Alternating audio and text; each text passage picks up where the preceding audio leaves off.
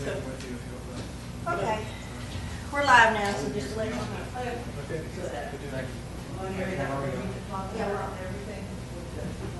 You can just rate it on last week's reading. Oh, you're actually sent that to me. Yeah, and I did. I forwarded on to Mr. Schroeder, and so we'll be talking about. Oh, yeah, well, my son used to have daycare there, and every time we had, when we had the flooding rains to where they shut down. Oh, Rainy yeah. And everything.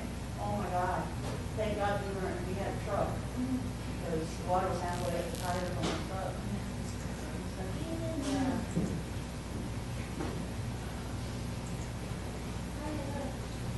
I've got my car packed to hit the road tomorrow at 4:30. Oh, where are we gonna treat this time? Going to Georgia. I see my sister, who's unfortunately had a recurrence of her abdomen or her uterine cancer. Oh, God, I'm so sorry.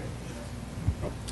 So we're going to go. My sister, my other sister who lives here, and I are going to Go and see her. do a 16-hour road trip.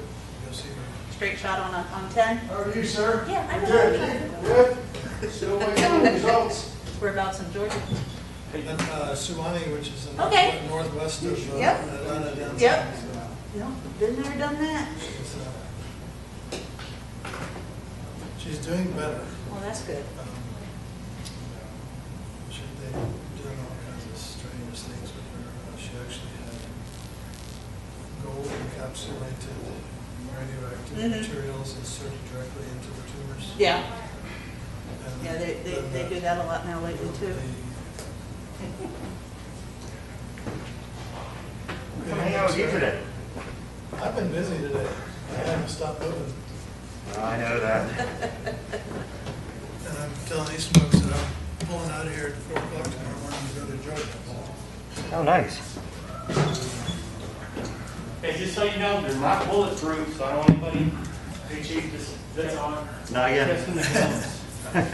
We're live, The Chief. video's on. Just FYI. So, how's Katrina? I don't know, hope she don't have COVID. Yeah, because then your will have to stay Well, home. you know where she got it. I like it. No. The guy- Bring it up over here. It's over there. Oh, yeah, no comment. It says open. Oh, gotcha. No, as far as I know, he's not allowed to come back. Logo. That's really cool. Put it up after the 4th. Yeah, I know. Hey, Roy. Only $100, We look at ourselves, I'm like, we can't afford $140. to bring it home. Wow. Yeah. Either. Usually signs are expensive. No. Yeah. Who did it Oh, for you? yeah. It was, I didn't go through a local I got person. lung damage and everything, I sustained. eSigns.com. So that's why I was like, we can't afford to take it home either. Very nice. Yep. How's your puppy? Shield my foot. Yeah, I know, you told me. She's still in the doghouse. She's in trouble. How do you get two microphones? Here, give You're you special. took a picture of, I think these should have come about that far. I mean, nothing against you all. How's this Holly? this is Joe's hand. His paw. Yeah, I think that they need to come back like here. 'cause we don't need it up there. 7 months old this Saturday.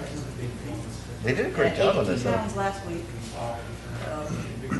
Yes. Yes, and he's living up to his name perfectly. No, of course, Anna had to have daddy come in. He turned around crying up there without Joe. 100 pounds. I brought So I took a this. picture, I said, upstairs picture, I'm like. Was that the original one that was approved? This is the, yes. Because Athena's his dog. There you go. These are all the comments I heard. So yes, Okay. yes, For yes, the yes. public hearing. I'll put them on something So, for the next day. did you want to read them at the beginning of the public hearing? Sure. I'll follow suit after you. Hey, hey, And then I did. you got plenty of stuff, Doctor, I'll keep it from going. Okay, I did talk to the fire chief, Okay. and he said that it was fine. They do this all All over the the time, place. that's what Yeah. I figured, but I did reach out to the ECG, but I haven't heard anything. So the original plat that was, because this is already, you said this has already been approved, but it was originally approved with Oh, yeah, a straight through especially on street, electronic. right? Yeah, well, no, this is not the original plan, this is the existing Petra Village right now. Okay. Yeah, so the original plat though, it was like kind of where the line came down But here. when you and travel went out tomorrow, there. once you hit Florida, Right. they're requiring the Did south it come border. straight through like that? We're not going that far, we're No, gonna no, turn it left came to right go here, through Alabama. and then up when to, it cuts Well, this I got a street, friend in Alabama they're all the way requiring it down too, to so wherever it's heads doing up. is all I the got them in way the went car, straight got them in up. the Okay. car, I forgot to put it in my And truck. so this one, does this show Country Village Lane? So this is this is his, right? Yeah. So this shows like a full street here, is that correct? Yeah, no, it's gonna be like a 20-foot access street, well, 25-foot technically, it's gonna be 20 asphalt. This is what. Well, the price of gas has gone down drastically. I mean, when we drove Right. through. Oh, gotcha. Yeah. This is his recommendation? Yeah, and it was But this is, 99 cents a gallon. Yeah. And that's on I-10. Gotcha. We were like, woohoo. Yeah, really. Okay, cool. I got you. Well, this is a really good idea. This is For from last shit. week's. You didn't think of absolutely everything? That's from last week's rain. Okay. So the street Oh, does yeah, I flood. thought you were Very much so. talking about Marketplace? And has for years. Okay, no, So where is that on this map? What does that mean, red? Country Lane, wherever Country Lane comes from 90, that part of Country Lane, but I talked to Crackle Marketplace. that they have to, the church is here. No, he said that he said it's just general contractor that he needs to go out there every day at the end of shift and just walk around and do all this. So I was like, yeah, Appreciate it. yeah. So, yeah, that already, how many? There, hello. Man, are we getting fancy? This must be a Microsoft technology. Looks more like Apple, but I think it's Microsoft. It's prettier, it must be Apple. This me? Yes. So, Hey, Brianna, I got a quick question for you. So, I guess I'm a little bit confused. Are these, so that is comments that they wanted read, right? This is, That's the one John's, that they sent to right? us, yeah. I believe Okay. he sent you the same one. Yep, I got that one. And then, so some of them are in favor, some of them are in opposition, but they have comments, but some of them that are in favor even put comments as well. But Okay, what we okay. did at planning and zoning is just read their names, and then if they were in favor and opposition, and if they left any comments, what comments they left. Okay, gotcha. But it didn't just. maybe they have hard copies of the agenda today, did they? Yeah. She had it back over there. This should In the be- corner? In your box? Nope. I have to ask her about that. You probably took mine. I think I've got the right order, right? Okay. You know, I Okay, that makes six. sense. I mean, 6, you're not supposed to take 9. I'm dead. Cool. Thanks, Brianna. Whoa. I couldn't see with that. I forgot that I brought those, so if you wanted to pass those out to the public, they're available. Hey, Deborah, apologize. Do we have any more parties? Hey, what's going on? Saying that you had what? So we had 3 items taken off. Okay, let me go. You on? Good to see you. Gotta go back to 5.448. Doing good. Here, Bill Miller's. Oh, yeah. That's gone, and then the sign is He gone. went through, yeah. I'm sorry, I didn't have time to deal with this. Okay. What you're doing, and I gotta go make some hard copy sign. It's hot. Taken off as well. The invocation. Wow, barriers, Okay, thank you. the new normal. You'll announce the time, you'll say you're going into executive session, Okay. and then you're gonna announce the time. And you're gonna read his caption.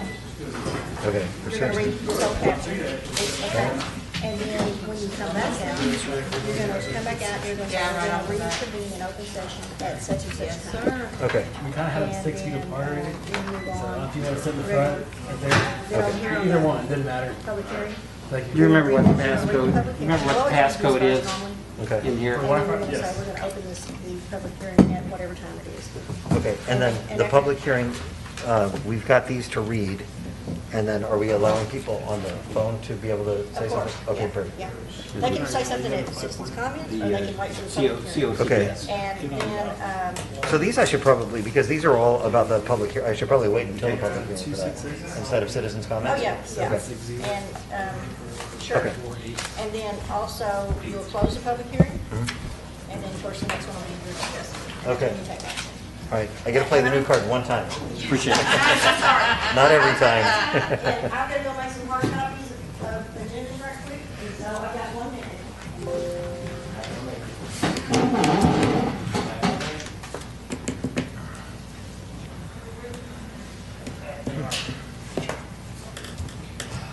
Okay, so this is the new stuff, right? Yes. Meeting hasn't started right yet. Has not, No, no. Hi, Artie.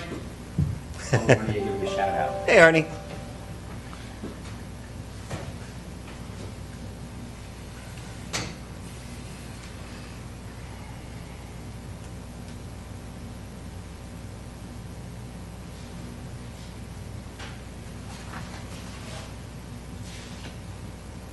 So who all put these up?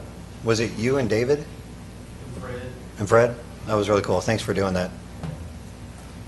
Deverman, and David, and all out of them, I know. and then put up twice. Yeah, they told me that originally they put mine from here to theirs. Well, you're a fit. It's that bicycle riding. See that scroll? Wow. Who put up the barriers? David, one of the chief. A little bit, that's a nice little bit of woodwork, I must say. Yep.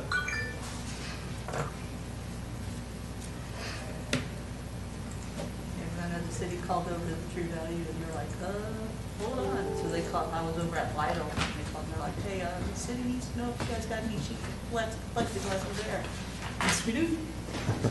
Because everybody's gotta have it now, Yep. so. I'm meeting everyone. Five callers? This is the new norm for me. It's gonna be for a while. I muted everyone, so they will have feedback.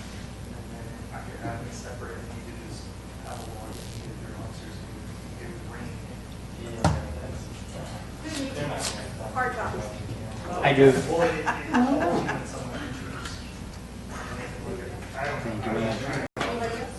I'm good, I got my packet, thank you. She looks very patriotic. Hang on 1 second before I get on. Absolutely. Running, No except worries. for that.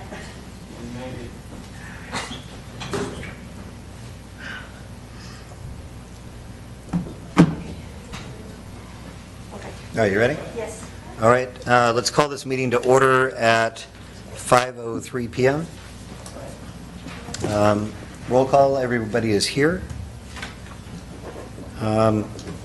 So let's start with the Pledge of Allegiance.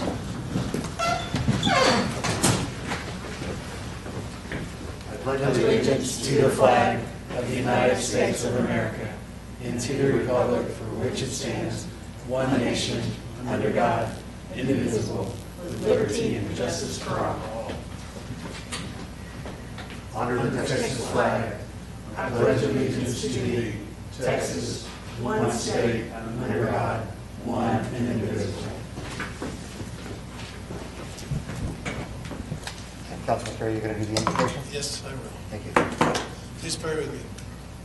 Dear Lord, we thank you for this opportunity to be here tonight and do the business of this city. We pray for all those who were not able to attend for various reasons and those who chose not to for health reasons. We pray that you would bless us all, keep us safe, keep us healthy, protect this community and this body of members.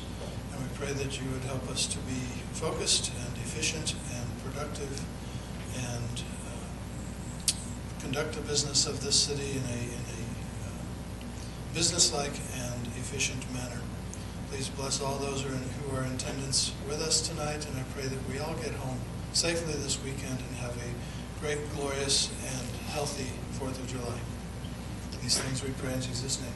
Amen. Amen.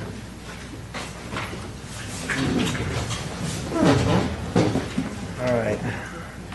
Agenda item number 5, it is 5:04, we're going to go into executive session to discuss pursuant to the Texas Governmental Code, Section 551.074, entitled Personnel Matters, to deliberate the appointment, employment, performance, and duties of the interim city administrator.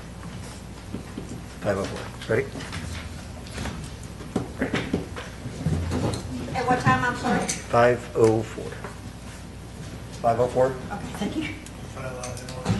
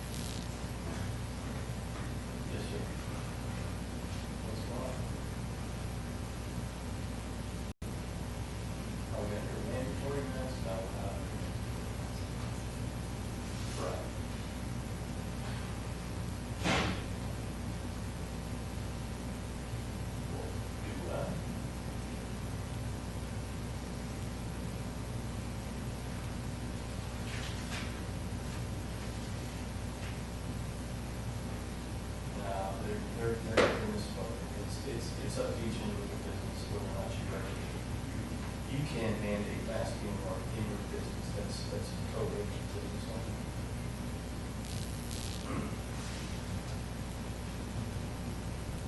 Well, that's the city of San Antonio, the ordinances that they're going by, right, correct, you won't do that, yeah. Okay, thanks, sir. Bye-bye.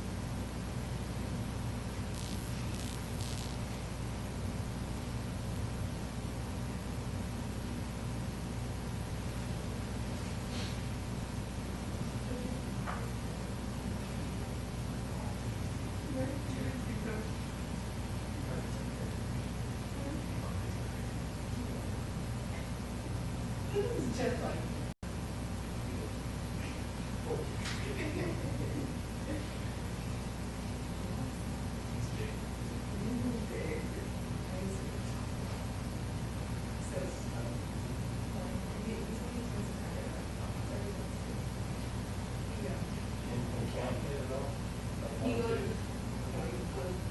you say one, he goes two, maybe one. Okay, well, you can't give mine. Yeah. He says, I'm 3 years old. And Grace always says, he's gonna be mine.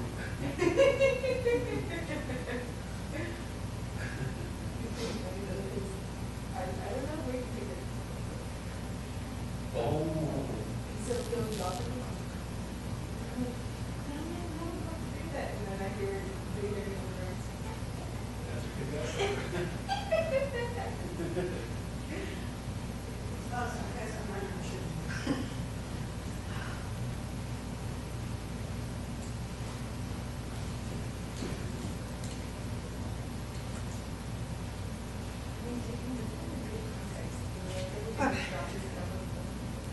Well, y'all weren't talking very loud because my audio that I normally have running all the time, or I pause, was very straight line.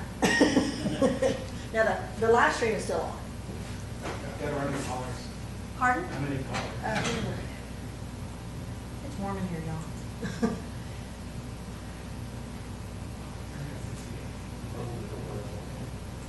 Some of these are reminders. Because there's up 3 times, you know? Yeah. One of them says to remind us. There is, there's 11 callers. Oh, wow.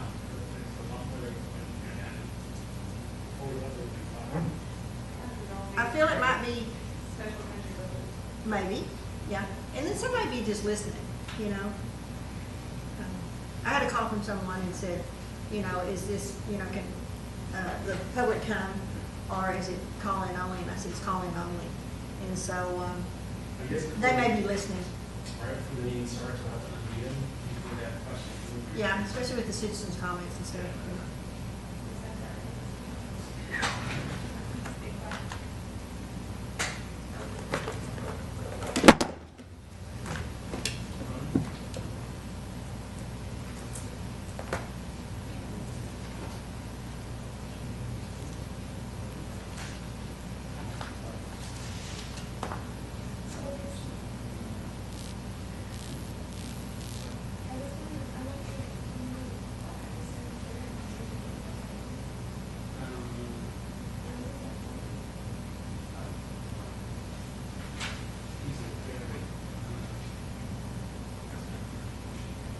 Huh? Is she going to present from the table or from that? The title, I mean, we can turn this on, and half the time they don't come on. If you don't mind, if you don't have a lot of paperwork, if you'll just go up to the dais, or the podium, I'm sorry. Is that okay? Or would you rather sit there? Okay, we can try to turn them on and see if they'll work. I know one of them, So I was just thinking, because if they have questions for him, we can go to the podium and speak. correct. Either way. Or if they have questions for where to go. Which one are you going to do? All of them. Well, all of them. It's all me. Well, there's only one. I know. Oh, did that other guy pull? The gentleman with the sign, yes. I talked to him, and he's gonna get with you tomorrow, and see when the next PNC meeting is, and represent.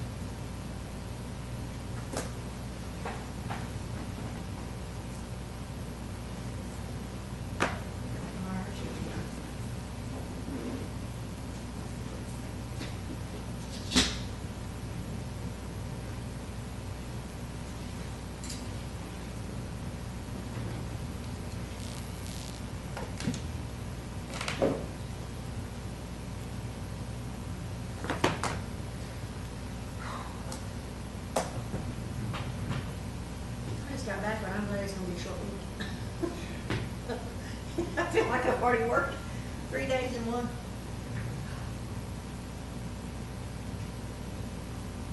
We got 12 callers and 8 left. Number 8 left. I don't know who number 8 was.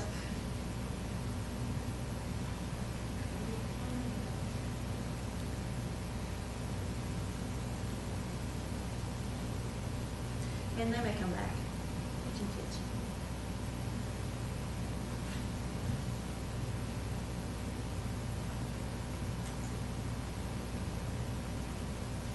This is also supposed to be live streaming on Facebook. I was looking for it, I couldn't find it. I know Angela told me a while ago when I was talking to her, she said, I'm gonna pull it up and see if it's on the city page, to see if it's going on Facebook besides the live for the YouTube too. I don't know how she did it.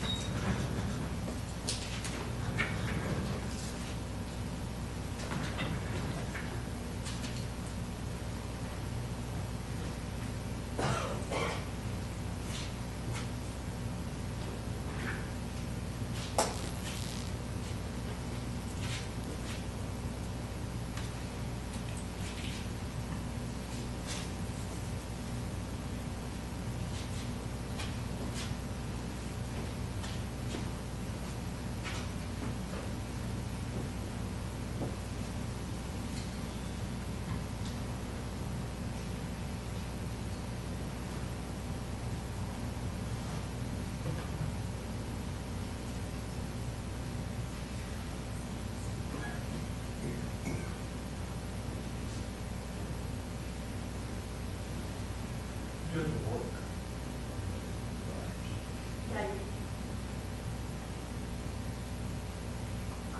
That was his challenge.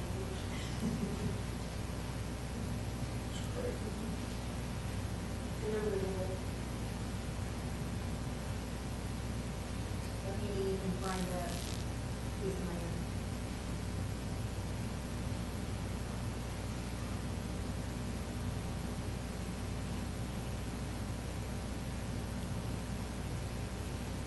Why did you go into executive session right off the bat on a video call? Because the city attorney has a number, she's in with them, and so she didn't call me. She doesn't.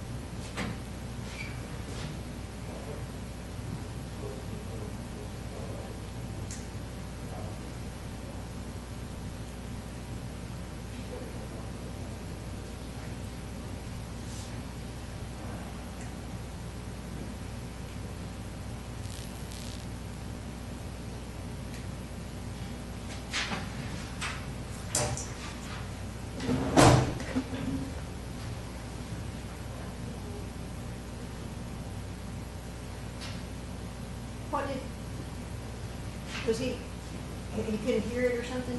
Yeah, I told him it's turned off. Well, it's not turned on. Just nobody's talking right now. Yeah.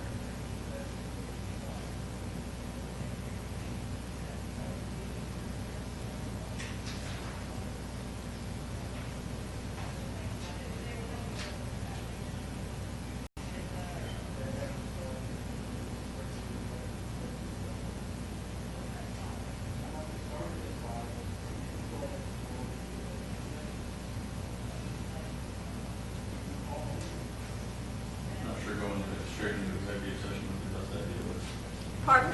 not sure going straight into executive session was the best idea with a call-in meeting like this. Well, She's and outside. that person right there didn't even know she would call in. It's not open to the public, so that's the only thing too.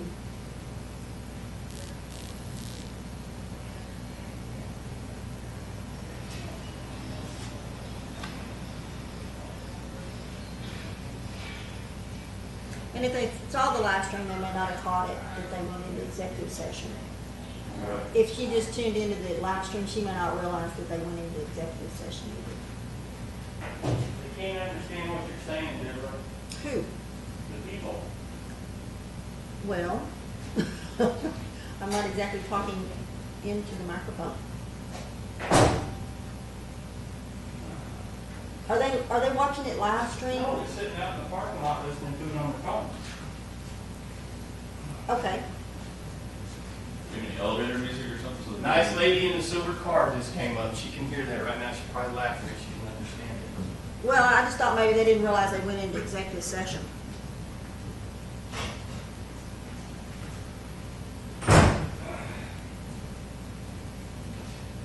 You might want to explain to them how they're able to speak in the meeting. Well, they'll have to, if they have the agenda, there's a number. I can detail that now.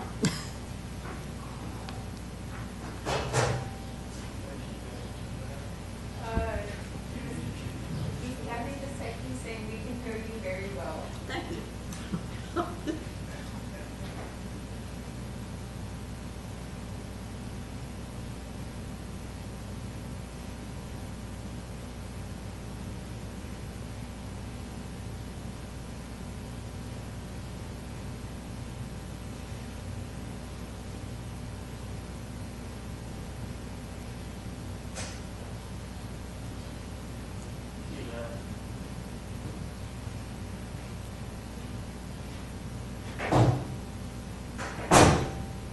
how they left the parking space?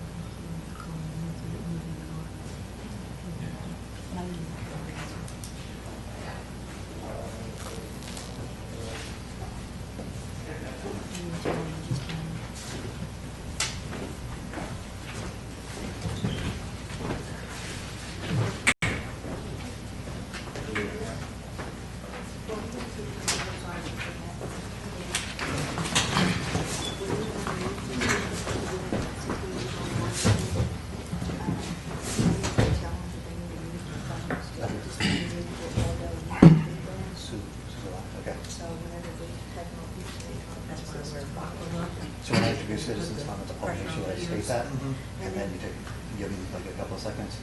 Sure, you can say, is anybody want to speak, and just say, and just state your name and Okay. How many people do you have on? I think about 16. No. About 10. That's me. Come and go. We lost. Just a second, let me put this on pause.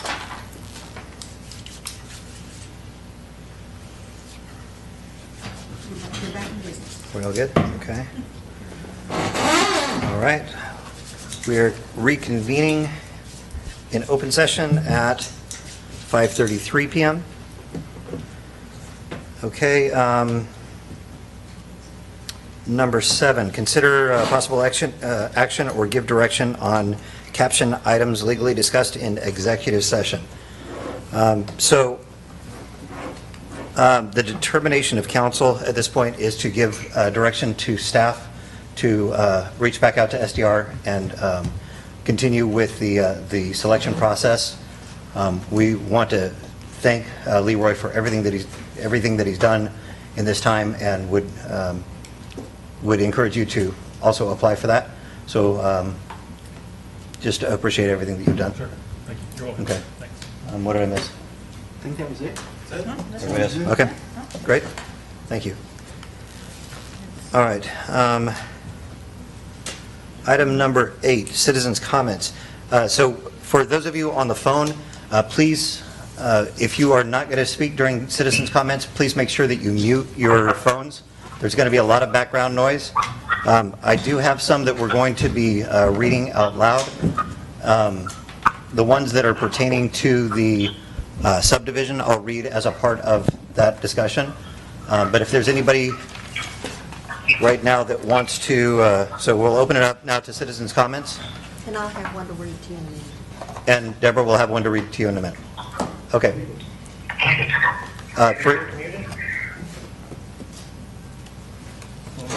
They're unmuted. They're unmuted, okay. So is there anybody that would like to comment during citizens' comments? If so, please state your name and your address.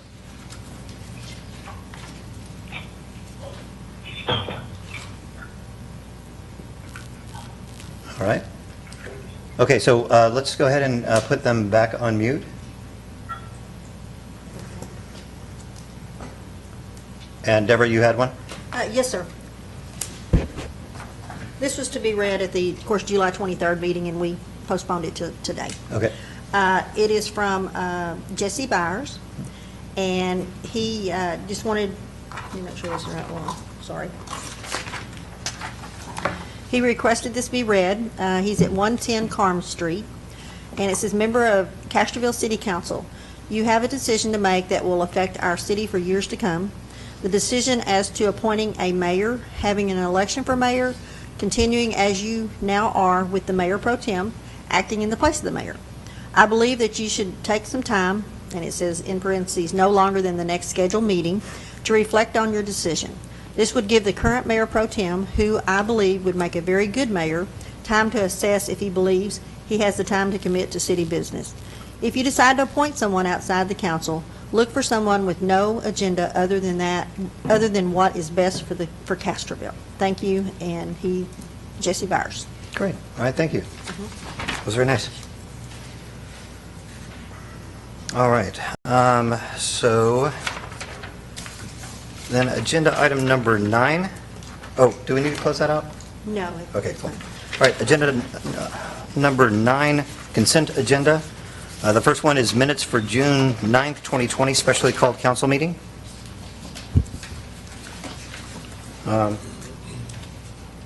Any comments on that?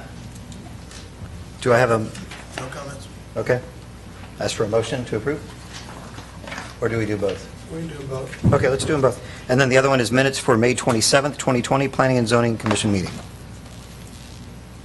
And that's just, sir, that's just an FYI, because Okay. these minutes have already been approved by the planning and zoning, and so this is for y'all's records. Okay. All right, do I have a motion?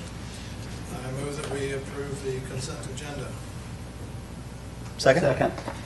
All in favor? Aye. Aye. Aye. I guess I still vote, right? Yes. Okay. All right. Motion passes. Okay, so the next one, item number 10, acceptance of the letter of resignation from Mayor Phyllis Santleben. So this is a really unfortunate situation that this term has ended so abruptly.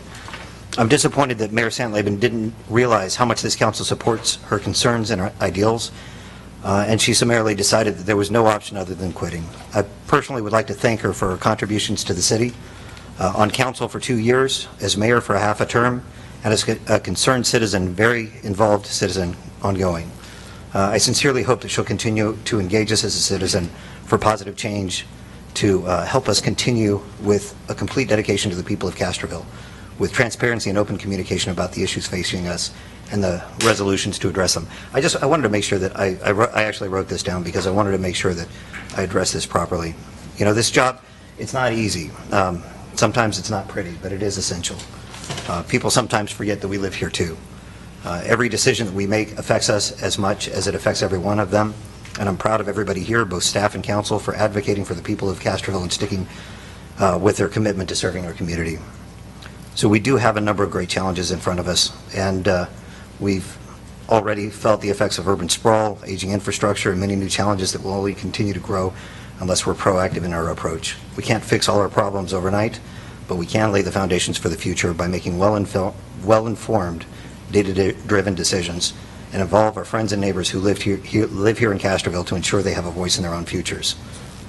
Do I have a motion to accept the resignation of Mayor Santleben? I so move. Second. I second it. All in favor? Passes. Number 11, discussion on procedures on vacancy of mayor, assigned duties of the mayor pro tem, and possible action. Do we have Cynthia on the line? I don't know if she called back in or not. She may be in her other meetings. She said she was going into our other meeting. Yes, sir. And got off the phone with her. Okay, so I guess let's talk through those really quickly. So I believe that the options that we have are, one, appoint somebody from council or somebody not from council to the mayor position. Is that correct? Yes, you can appoint someone from y'all, or you can decide to do a motion to have applications taken for the position out in the community and come back at a later date and look at the applications and then choose someone. Or you can also just leave it as is and you assume the duties as you would if the mayor was ill or something of that nature, and take on the duties of mayor as mayor pro tem. Okay, Now, as mayor pro tem, you can also still vote. So all right. So then we open it up to discussion now, is that? you can, and Okay. or in general too, if you don't make a decision tonight, you don't have to make a decision. You can come back at a later date before the May election, Okay. even, and decide to change what you're going to do. You may then either appoint someone or, like I said, go out for applications. Perfect. Okay. Well, let's have discussion on it. Do you guys mind if I start? I don't know. All right. So, I'm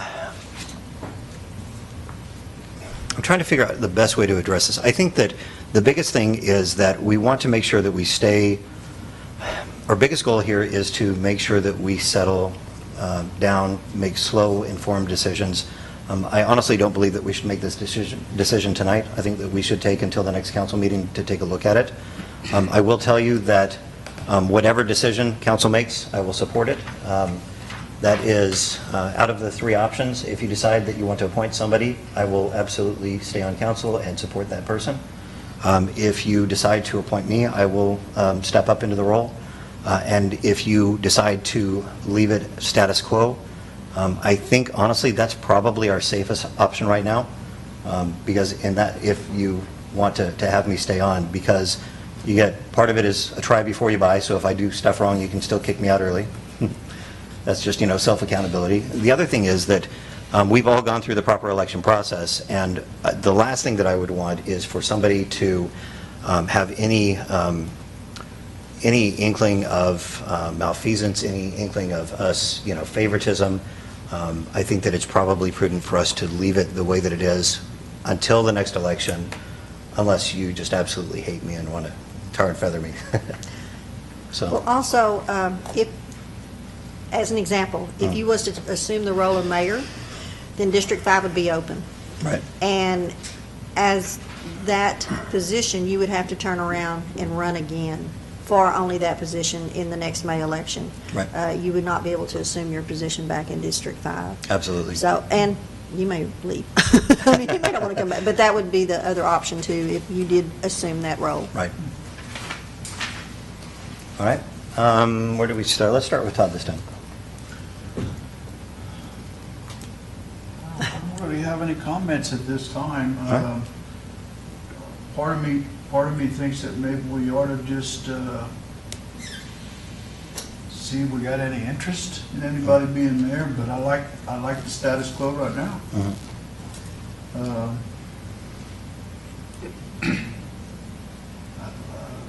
It's hard to make a decision or Right. have a discussion with Sure. it right now. Yeah, I think that it's a good idea to, if you're not comfortable with it, and that's why I think that it would be good for us to wait, and that way we can talk to folks and, get input from citizens. I think that's good.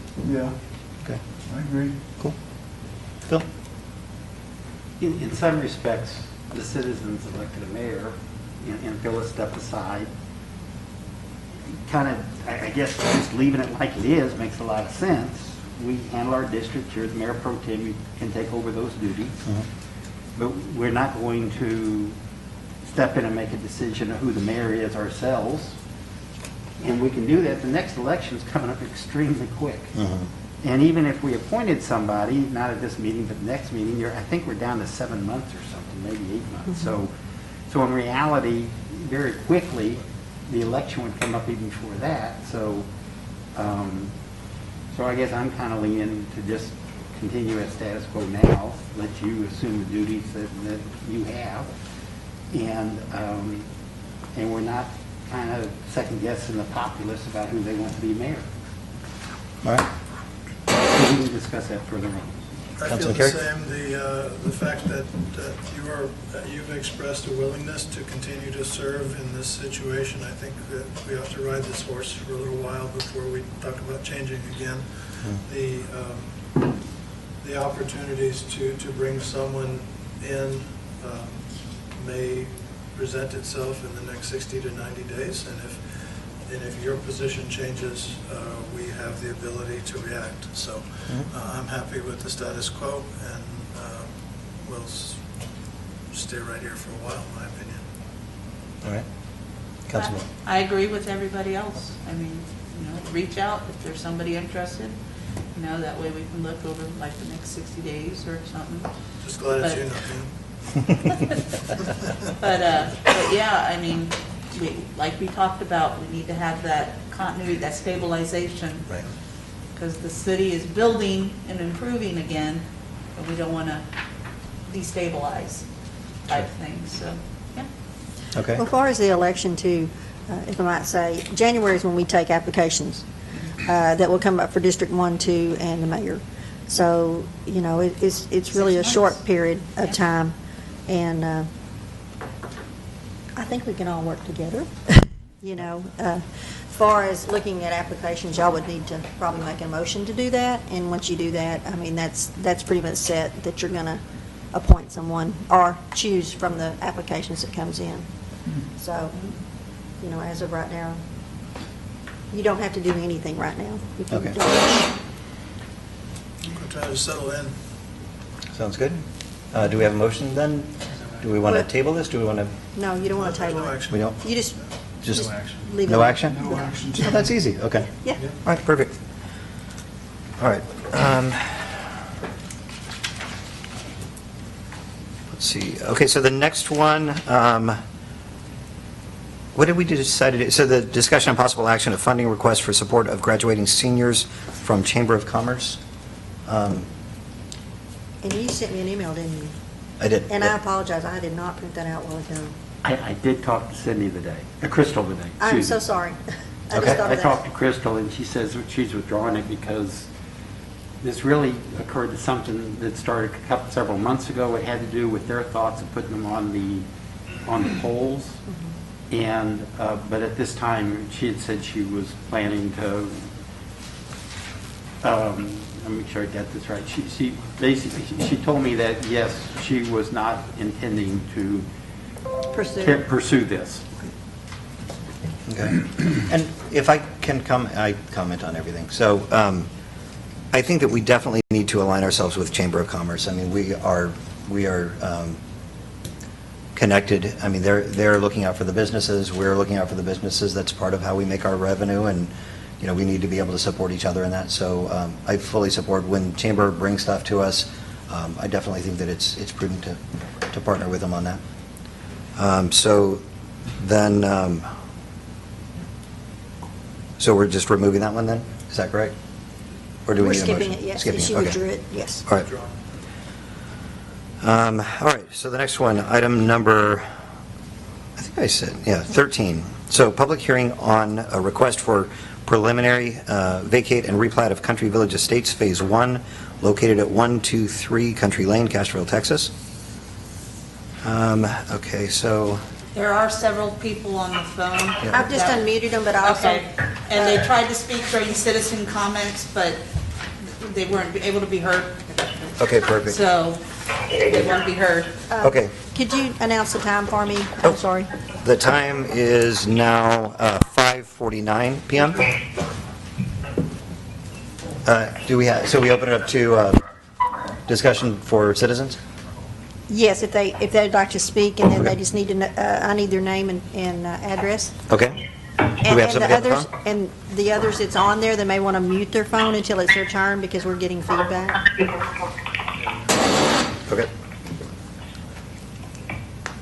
So who's first then?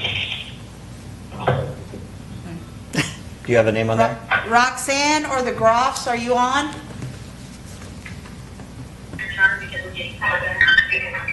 We just have caller numbers. Okay, there's Roxanne. Okay. And Roxanne, what is your address, please? 147 Village Path. Okay, let me Okay. turn this down just a second. So everybody but Roxanne, please mute for just 1 second until she's done. Or we can mute them. 147 Village Path. Sorry, one moment. She's the only one known now. He Okay. muted them. All right, please continue. Okay, I feel that having one entry will create a problem for everyone in both subdivisions.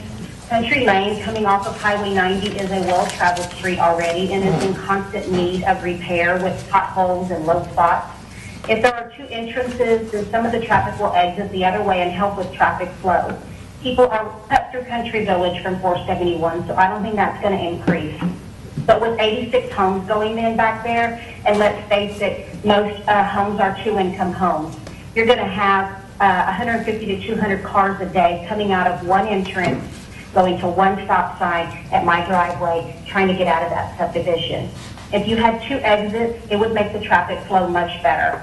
It was always in the plan. 30-plus years ago, when Country Village was built, there was one country lane. And because it was going to cost too much for that bridge, they dead-ended. By code, the city does not build dead-end streets. It was always supposed to connect. It was in the big plan. And it was in the developer's plan 2 years ago. But why did it change? And there's been instances where safety was affected with two country lane streets. There's an ambulance going up and down this country lane looking for a house on the back country lane street. Our lift station has daily maintenance and constant problems. For example, there was a pump truck there with 4 to 5 other vehicles and workers on both sides of the street on June 8th, 9th, 10th, 16th, and 25th.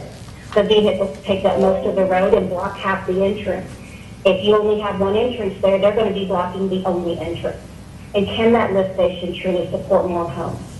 There's a lot of flooding at Country Lane in the Village Path corner. I've emailed all y'all pictures. That water comes off the highway and floods the area. Will the new bridge have the correct drainage to support the water flow and not deter it and delay the drainage in any way? And who will take control if this bridge creates more flooding issues? Will it flood the ravine and possibly the yards and homes that border it on Village Path? I have a real problem with the number 3 on the drain easement portion on the plaque that states that the intention is to improve the sanitation and water drainage, but that the city does not guarantee or warranty that such control work will be effective, nor does the city assume any liability whatsoever for the effects of flooding, standing water on or to the property or any other property or persons that might be affected by stream, wash, or gully. Who's going to be held responsible if this causes flooding? If you want us to have confidence in your engineers for the lift station, the bridge, and drainage, and also give us 2 entrances and make sure that they are both engineered correctly at the developer's expense. So you won't regret it later and the citizens have to pay for it. This is for the safety and benefit for everyone. You only have one chance to make a right decision and we're depending on you. Thank you. Great. Thank you, Roxanne. All right, we're going to unmute in just 1 second. If anybody else wants to talk, please speak up with your name and your address, please.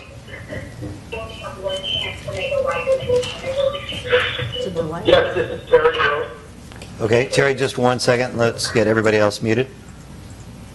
Forget unmuting, just 1 second. If anybody else wants to talk, please speak up. I just like to hear myself talk, apparently.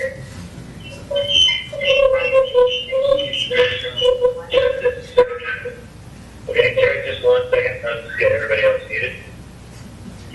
Forget unmuting, just 1 second. If anybody else wants to talk, please speak up.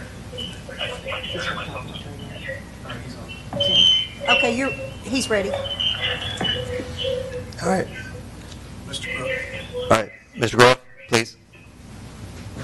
You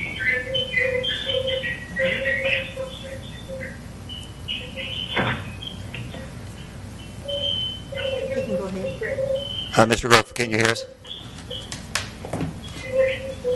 Ms. Grove, speak.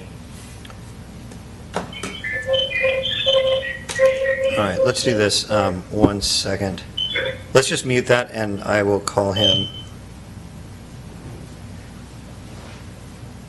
And we'll try it like that. All right, I'm going to call you. We'll put you on speakerphone.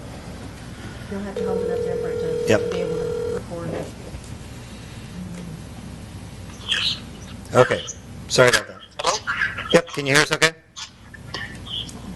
Yeah, hold on 1 second. All right, Yeah, I can hear you now. all right. Sorry about that technical difficulty. That's okay. All right, Get a lot of feedback. I appreciate it. no problem. You're gonna have to hold it closer. Oh, Yeah, can you? because we can't hear him. And I'm gonna need his address too. Okay, let's see where does that come out? All right, will you state your name and address, please? Yes, this is Terry, Terry Grove, 1202 Country Lane. Great, thank you, sir. Go ahead. Thank you, council, for listening to me. When I first received the plot, first received the letter from the city, I called Ms. Soto, and she sent me information about the proposed subdivision, and noticed it only had 1 entrance and 1 exit going into it with a safety or emergency exit. Thinking back to 2017, when it was first came to the city, the original layout had 2 exits and 2 entrances that would have, combined Country Lane and connected on both sides. Very concerned now that it only has 1 entrance and 1 exit. With a build out of over 80 homes, that's a lot of traffic coming in and out of 1 exit. And, the biggest concern of my wife and I is safety. If something happens, and get back to that point, the entrance of the subdivision will be a bridge. And if something would happen at that bridge, be it flooding, accident, whatever, being able to gain access into the subdivision will be very difficult. Knowing there'll be a gate over there with a lock gate over there, how long will it take somebody to get over there and unlock that gate? Seconds, minutes matter, when there's an emergency. And that all goes back to safety. So we have big concerns on that. Getting back to the bridge, the bridge is where all the water is going to meet. Most people don't realize how much water comes off Highway 90. And in a good rain or during a flood, that Country Lane coming from Community Bank into the ditch or crossing, whatever you want to call it, it flows curb. Sometimes it's over the curb. So that's a lot of water to be coming off of Highway 90, running onto that bridge, and then plus all the water that's going to come out of the new subdivision once all the homes are built, the streets are built, so on and so forth. But that's all going to be added to what's there now. Right now, it rises very fast. So if that's going to be the only entry and only exit into the subdivision, I feel it's going to be major problems. And getting back to my point about safety, that's our biggest concern. We feel that there should be 2 exits and 2 entry points into this subdivision, tying Country Lane together like it was meant to be tied, years ago when it was first built. If you look back at the original plots that are out there, it shows it. I've lived across that ditch for 10 years now, so I know the amount of water that comes in there. I see it firsthand. It's something we've lived with, and we've made it. We're fine. But I think when you add that many homes, and you add the water coming off of Highway 90, and you add a bridge in there, it's a recipe for disaster, and that's something that we don't want to happen. One other thing is the sewer. Not sure on the lift station. I just want to throw it out there because I've lived here, like I said, for 10 years. I see the thing every day. I see how much it's worked on, and the city guys do a great job over there, keeping it going. It's just how much capacity is there when you add 83 or 86 homes in there. We have a big concern when it comes to that. I think they're kind of living on the edge right now, and when you add that many homes, I think it could be a problem. I think it needs to be looked at, very hard, and I would appreciate it if y'all did. All right, thank you, sir. The only other thing I have, and we were thinking about this, with one entry, one exit going into that proposed subdivision, I looked at the plot, it's out there. How is busing going to happen? How is a bus going to be able to turn around in that subdivision? I can't see anywhere in there where a bus is going to be able to come in there, pick up the kids, and get them out. Come in the same the one entrance and go out the same entrance. I can't see where a bus can turn around in there. If you can come in one side, pick up the kids safely, and exit the other, I think it's a win-win for everyone. And again, going back to safety, want to throw one other thing out that I forgot about when I was talking about the subdivision. Okay. And Mr. Gordon. Exit. I'm almost done. If you can. Yes, absolutely. I just wanted to, we need to wrap it up, but thank you. Okay. Just one other thing, and this had to be in y'all's council packets because Ms. Silko sent it to me, and it was the last page in that packet, and it's from the city engineer to Ms. Silko. And, he talks about, he agrees with what's happening other than some exceptions. And one exception is secondary access. We have a difference of opinion in the developer's engineer regarding the interpretation of the ordinance on the secondary access. In my mind, reading that's telling me that he does not agree that emergency exit secondary access meets the city ordinances.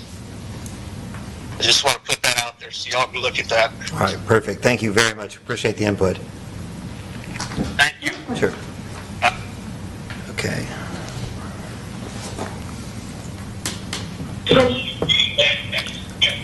All right, great conversation. So do we have anybody else that would like to comment?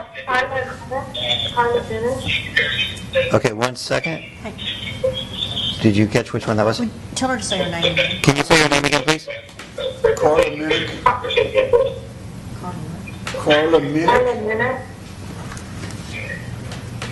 If she'll talk again, we have to look and see how loud. Okay, if you can talk again, we just need to see you. I'm sorry. Yeah.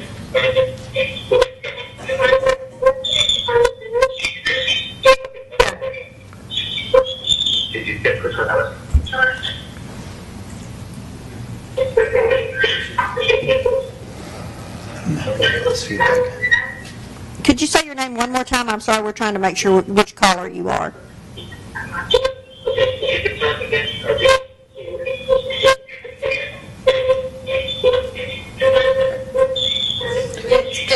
It's Carla Munich, M-U-E-N-N-I-N-K. It just shows up as a caller number. Okay. So maybe you can try and mute us for a second. We can hear, we can look at it. There you are. Yeah. Get it again. Could you do that one more time? Carla Nemec. Okay, it's this one, 14. My number is like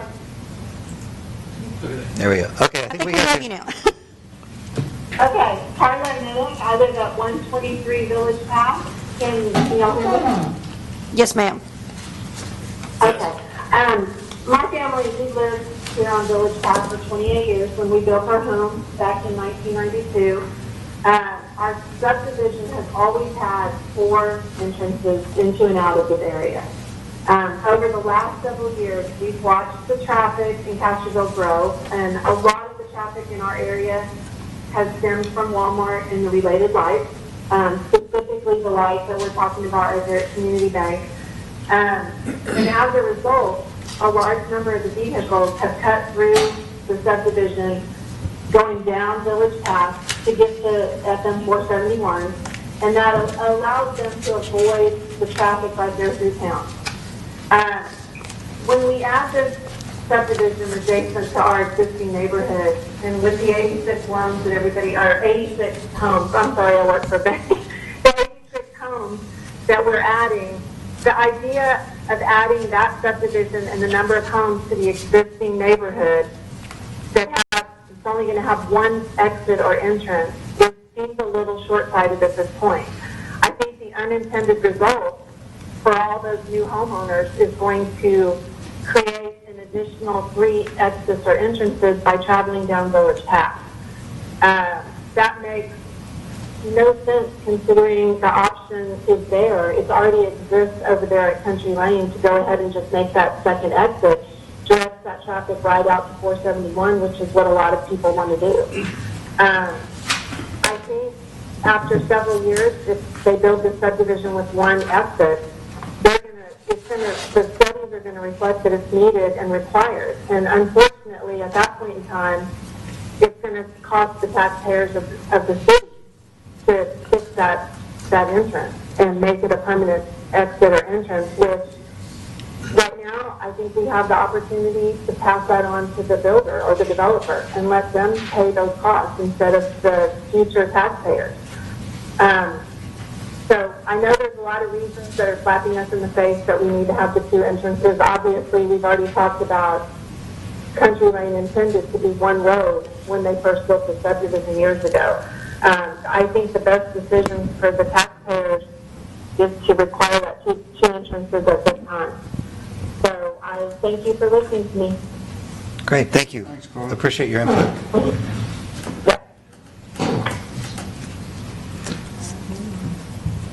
All right, we're going to open it up here in just a second. If somebody else, it's back on? Okay. Is there anybody else who has comments? Yes, I have a few comments. This is Dawn Rose. I also live at 1202 Country Lane. Okay, 1 second, Don. Yeah, we're gonna mute everybody else 1 second. Okay. Good. All right, please go ahead. Yes, this is Dawn Grove. I also live at 1202 Country Lane. My husband Terry and I are part of the shared easement that is going to be, with the developer. I have the same concerns as everybody else. My main concern is the flooding. I know that the ditch that's behind Country Lane, the purpose of it is, to alleviate flooding within the homes and within the subdivision.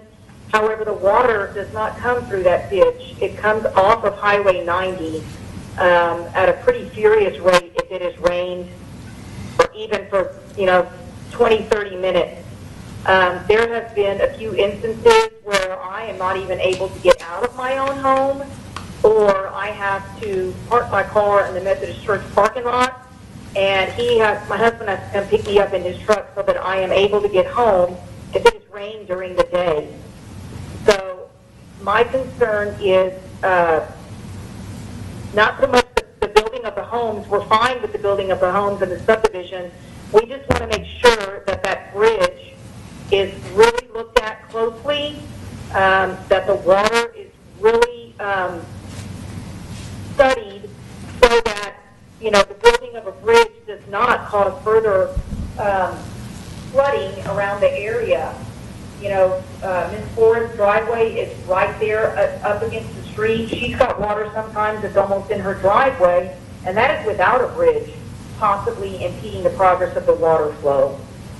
So I think my main concern is the flooding and the bridge, that it's built correctly.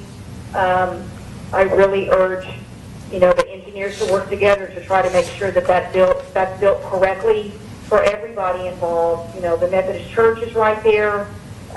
There's been times where there's, you know, large funerals or get-togethers that the church is hosting, and people park along that street. I don't exactly know, you know, what's going to happen with the addition of a 30-foot wide driveway with 5-foot sidewalks on both sides of it. You know, I just would like to reiterate that really looked at carefully so that our homes are not threatened and people's livelihood also, you know, and the church is respected. I do want to reiterate what my husband said about the school buses. You know, I do know that right now a school bus does drop off right at the corner of Country Lane and Village Path, because our own son rode that bus. He looked at the plat and all the cul-de-sacs. There's no way a bus can turn around in those cul-de-sacs and get kids in and out of there safely. I'm fearful that the solution to that will be to pick up all of the kids that live in that subdivision at the corner of Village Path and Country Lane. And I'm really fearful, you know, the first time that it rains, none of those kids are going to be able to get to that school bus stop safely and be able to make it to school. So I think that's a safety concern for all the children. I really think these homes in this subdivision are going to be bought by people with kids because they are going to be nice homes. And I just want to make sure the kids are safe also. If there were 2 exits, that bus could get safely in at one end of Country Village. And, you know, if the subdivision is planned correctly, it can go all the way through the subdivision and go out the top to get the kids to and from school safely. Great, So, all right. that's all that I have. Thank you for listening. Thank you for all your input on that. Thanks, John. All right, we're going to unmute here. We're unmute. Okay, is there anybody else that would like to comment? Hello, this is John Sedlock. Mr. Sedlock, 1 second. Did you catch which one that was?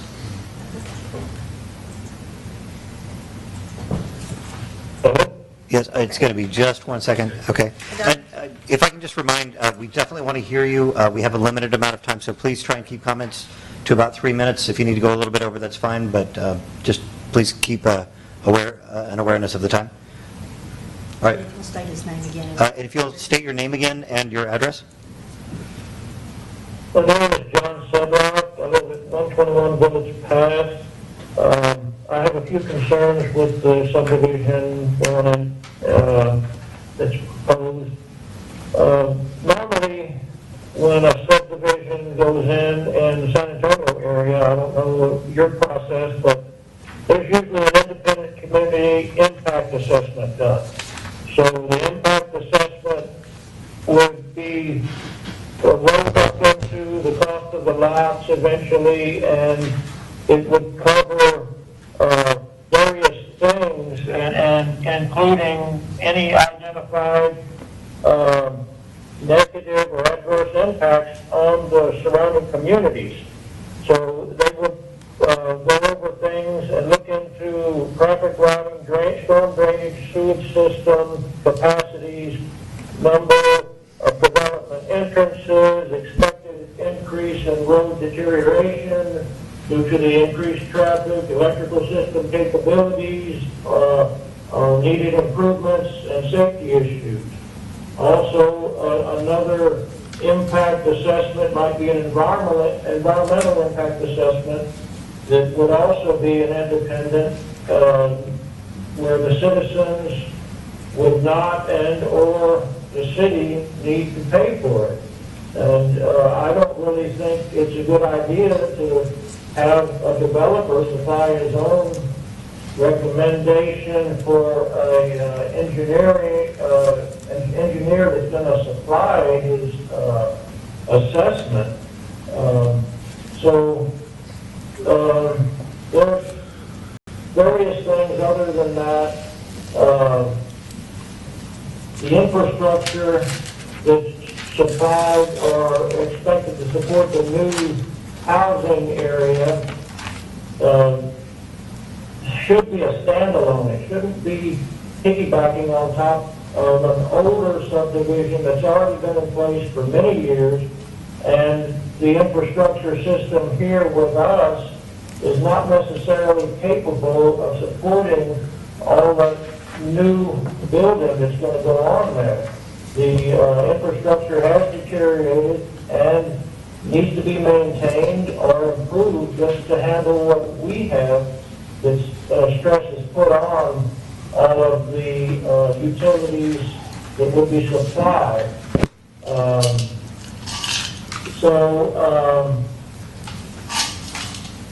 The current homeowners seem like they are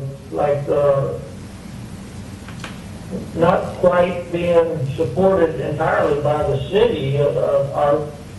Right now, our roadways have chug holes. We have issues with the traffic coming off of Highway 90, and it seems like things have not been done to solve these problems that are already present before this subdivision goes in, including the water coming off of Highway 90. So it's very difficult for me to believe that in the future, after this subdivision goes in, that the city's going to step in and want to improve things, which they haven't improved or maintained. The problems that we have now, I just think that we should have an independent study done for all of these items, and it's not necessary, or it shouldn't be the city engineers supplying this data. It should be independent engineers without dogging the fight, and then maybe they will... Mr. Sedlak, I apologize. More problems than we have brought to you at this time. And I apologize, we are at 4 minutes. I do appreciate your comments. I'm sorry to cut you short. We just have to continue to move on. Thank you for your emails and your concern with this, and we definitely will address this. Please do remain on so you can hear the discussion and as we walk through this to make sure that your voices are heard. Okay. We're going to open that up to anybody else. And I wish we had all the time to listen to everybody, but we do have to keep things moving forward, so we'll continue to do this. Is there somebody else that would like to comment? Yes. Okay. This is Tim Taylor at 127 Village Path. Okay, 1 second. Timothy Taylor at 127 Village Path. Perfect, you're all set? Okay. And I'll give you, if you don't mind, I'll give you a quick reminder at 3 minutes. Again, if you need to take a little bit more, then please feel free, but please go ahead. I only need 30 seconds. All right, all I want to say is that I'm in agreement with what Roxanne and Terry and Carla and Don and John have said. That's it. Thank you. Wow, that's concise, but thank you. They're unmuted. Okay. We are unmuted again. Is there anybody else that has comments?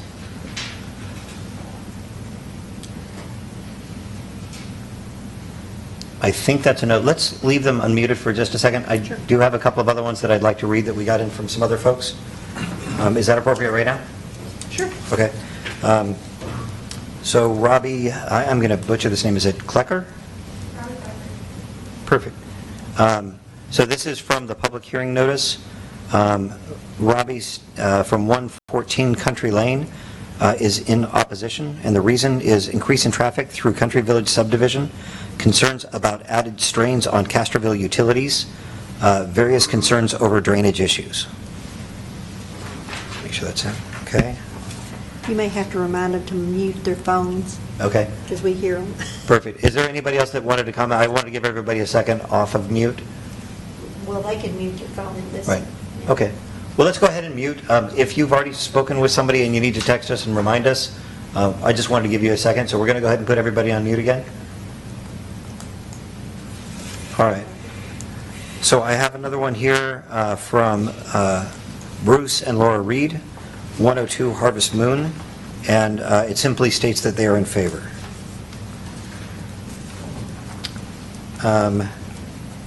So this is from Timothy Taylor at 127 Village Path. He just spoke, but just to back this up, he said, must ensure additional drainage does not put houses along the village path at increased risk of flooding. Number 2, the subdivision needs to have access points to mitigate traffic. Number 3, additional sewage capacity is needed. 4, concerns about light pollution from streetlights. Okay, and then John Sedlock repeated a lot of what he said there. I think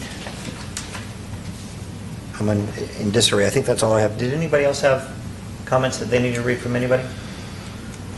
Okay, so, You lost copies when you get through. pardon me? For the record, I'll need the copies that you have, Okay, perfect. or a copy.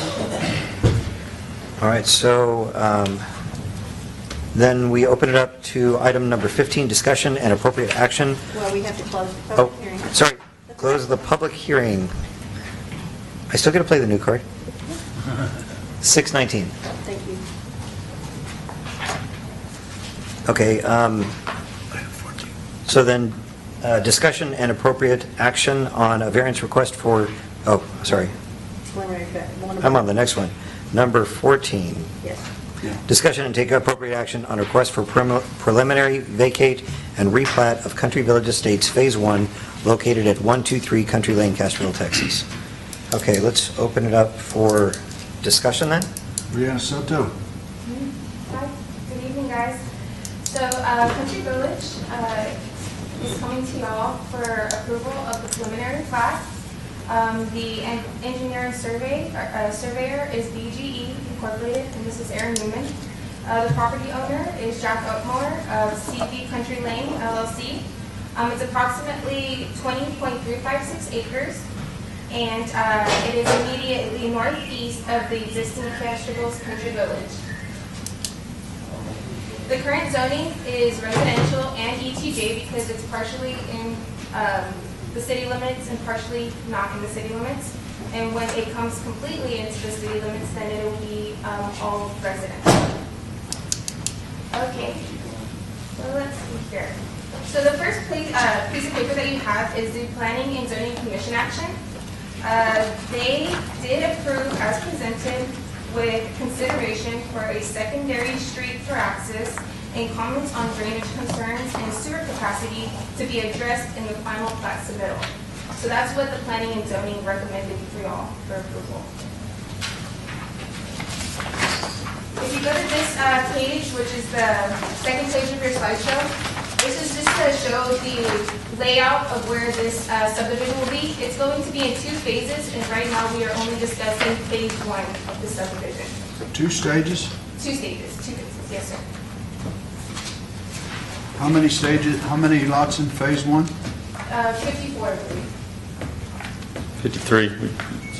As we're showing it, there's, as it's presented, is we've taken a plot away from a residential plot. The second page is to show the existing city limit lines. So you can see that the red dotted line is where the city limits are at. So the first third of this property is outside the city limits. The second third is inside the city limits, and the third is outside the city limits. So all of this would be annexed into the city upon final recordation of this plat.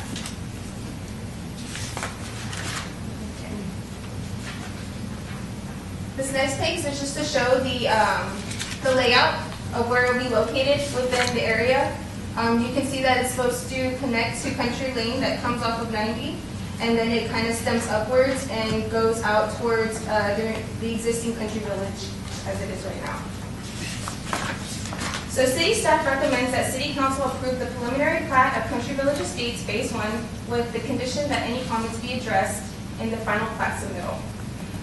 From our city engineer, he said, assuming the secondary access is proposed by DGE is accepted by the city, then KFA recommends approval of the submitted plat and development plans. The Planning and Zoning Commission recommend approval as presented with consideration for a secondary street access and comments on drainage concerns and sewer capacity to be addressed in the final plat submittal. And then the following 3 pages are just the plat as it's been submitted. Any questions? Thank you. I'm sure there's a lot.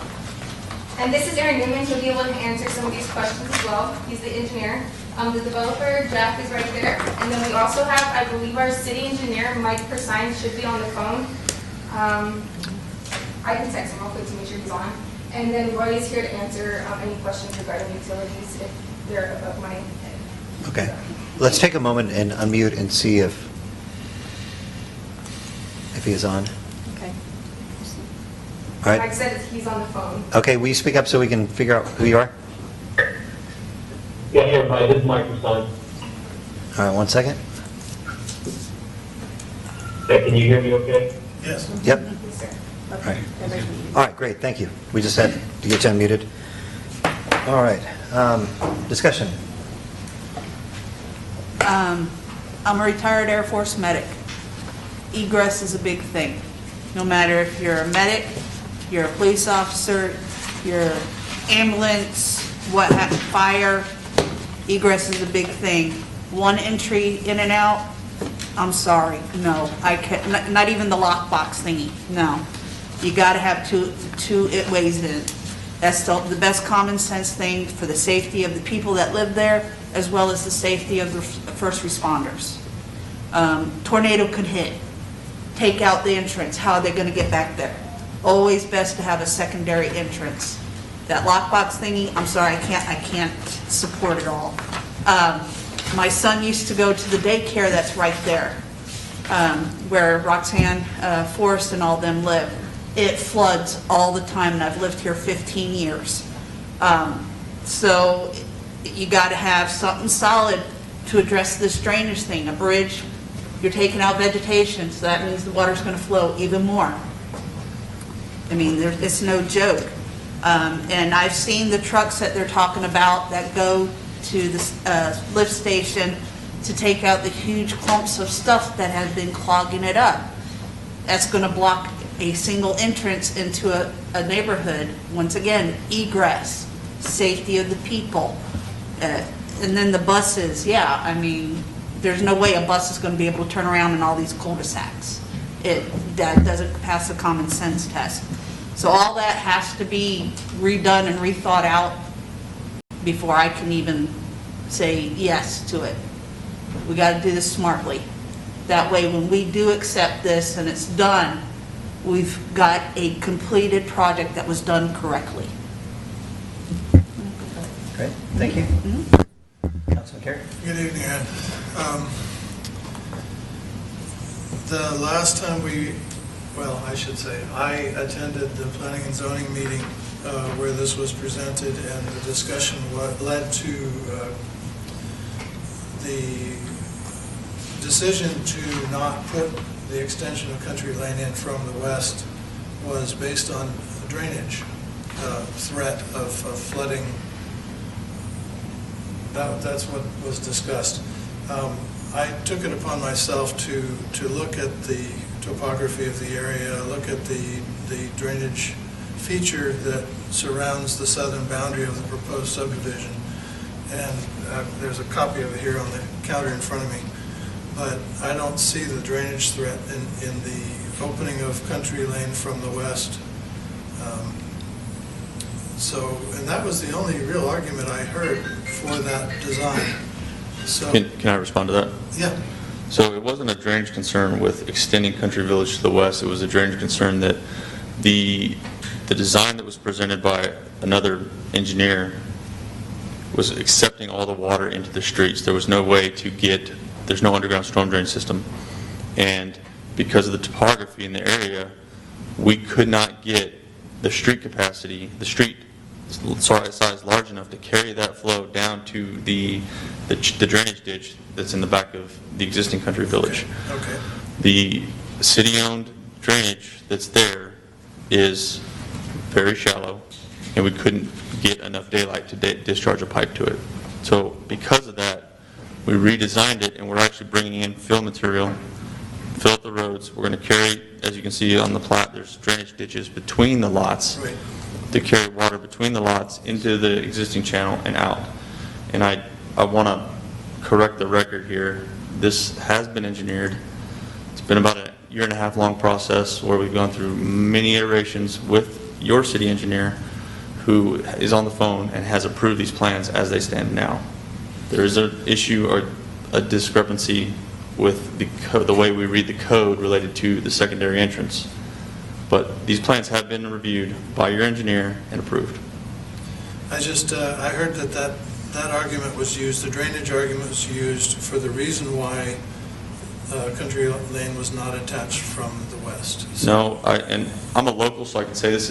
I find it entertaining. We were here for the variance for the street geometry, and we had just as many people at that meeting saying that they were opposed to the development because it would create another connection point. That was a big meeting. There were a lot of people there. There were a lot of people there, and I took addresses of the people that called in, and I think 7 out of the 9 are off of Country Village Pass. This subdivision will generate traffic, but it's nothing compared to the 36,000 plus or minus vehicles that pass through Walmart every day. That's a recorded traffic count. Okay, people are cutting through from Highway 90 to 471, and the people that are complaining about it are on Country Village Pass. Adding a secondary entrance is just going to push the problem somewhere else. So, yes, we're adding traffic, but it's not as substantial as the amount of traffic that's cutting through there of people that just live in the area. So, Okay. we've done it both ways. We've gotten complaints both ways. So here we are. I think I'm kind of falling in line with Councilmember Martinez in that I really think that it also comes down to a safety issue. So I mean, we are providing a secondary. It is a fire access. I It's a all-weather road. It complies with International Fire Code. It will have a fire access gate, a Knox box. The local fire department will have a key to it. I've done this in other districts. New Braunfels specifically, we had over 200 homes on that, and it was accepted by the city of New Braunfels. So this is not, I'm not reinventing the wheel here. No. Are you ever expecting to sell lot 22? At this time, no. It's going to have a fire access easement across it. Okay, that's all I have.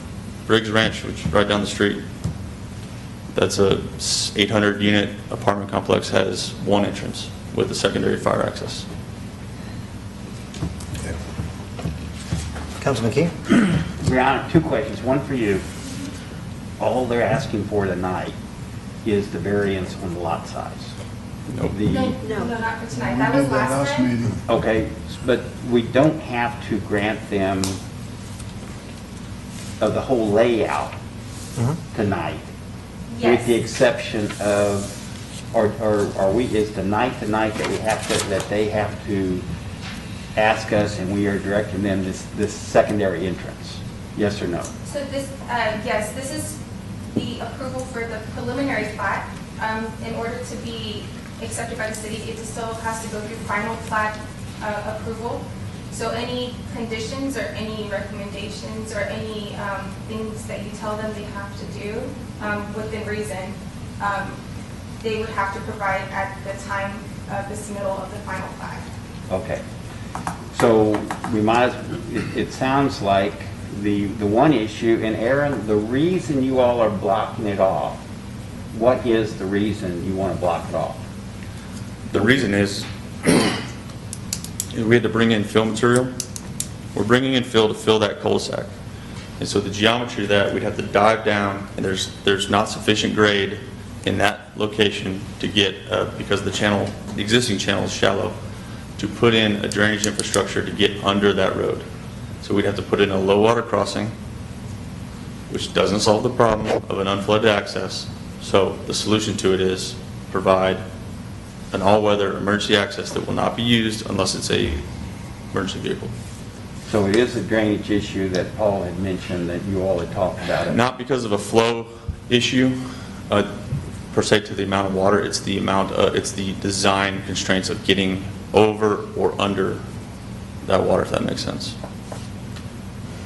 Okay, and We can't fit a pipe under there. We can't even fit a 12-inch pipe under it. you couldn't build a flat culvert under there, 12-inch high, 8-foot We wide. can't fit a 12-inch round culvert, we can't fit a 12-inch square box. 6-inch, okay. And Mike, do you agree with that? Mike, he's talking to you. Yeah, can you hear me guys okay? Yeah. Yeah, I think what Aaron said makes sense in the sense that it's very flat when you're coming off the end of country lane there. Right, so you can't really raise it up without regrading into the country lane subdivision and blocking, total access onto the driveway there. So they are sort of challenged with that. I think that low water crossing there would probably be the way to do it, where you do something like that, something along those lines. A little channel excavation perhaps would work a little bit, but you don't have much grade to work with, so it's really a kind of a tricky spot right there at that intersection there. Is there no way to engineer this to allow the access? And, I mean, are we talking about you just have to elevate the road as a bridge crossing there? Or, because in my mind, I'm not grasping all of this. We have water coming down Country Village, the existing Country Village, heading east towards our subdivision. Country Lane. And if we alter the shape of that road by filling to put a culvert under, we'll block water that's currently now running down Country Village into that little small ditch. There's actually someone has a garden there. It goes around that little garden, gets into the main channel, and carries on. So we're stuck from both sides. I have So we lost basically sleep have- about this project trying to figure this one out. So we basically have water running along the street. Yeah. The city has very minimal underground storm drain, especially in this part of the world, and there's no grade out there to do anything different. Right, so it's all at grade, and they have this very shallow channel, and where the shallow channel is, so what this is intended, this emergency, it's going to be the reason it can't be opened is it's going to be a low water crossing, or what? It's going to be an all-weather road with a 2-course surface treatment, chip seal on it, and a gate. So there won't be continuous traffic on it. It'll only be for emergency vehicles. I understand, but what makes the difference between it being only an emergency exit versus a normal? We will not have to comply to the city code for vertical curves for an emergency access. It's a low-speed road for a fire truck to come on, climb into the cul-de-sac, which will be less than 12%, which is the International Fire Code maximum for grade. If we do a design such as Councilman Carey suggested, we have to come off the road, dip down with a vertical curve that will carry into the existing country lane, require digging up asphalt that's already currently there and redirecting that drainage, unless the city's willing to grant a variance for their vertical geometry design. And the vertical geometry is the curves.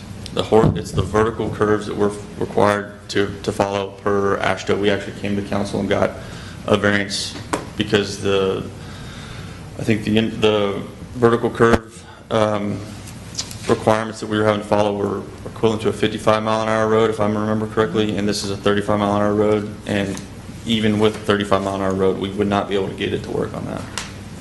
It's too tight, there's too much elevation change, because we had to build up the cul-de-sacs in order to make the drainage work. And I didn't bring a set of plans with you. I could show you. I actually got a call at 2:30 that said I could come to this. so even if we slow down the traffic in there, that doesn't change anything.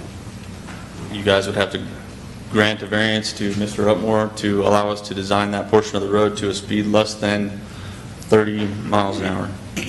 Okay, and that's a residential road. That's a residential road. So you could go in there with speed bumps and signs and say 20 miles an hour through there.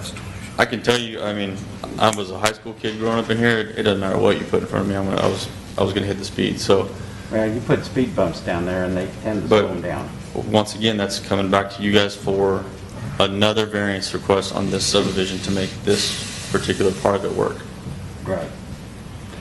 And Because again, as you hear, that there is this single entrance, and I realize you say, well, that's been done a lot, you can close off these, and you have some people, they don't want all this traffic in front of their houses, I understand that.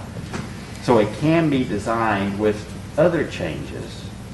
For instance, instead of giving a variance of the single entrance, you would give a variance of for an changing out of the speed compliance vertical design on a road. there. Okay. And Mike, if we did that, allowed that type of a variance, could this then all work and leave the entrance open, in your opinion? Or do you need to think about that?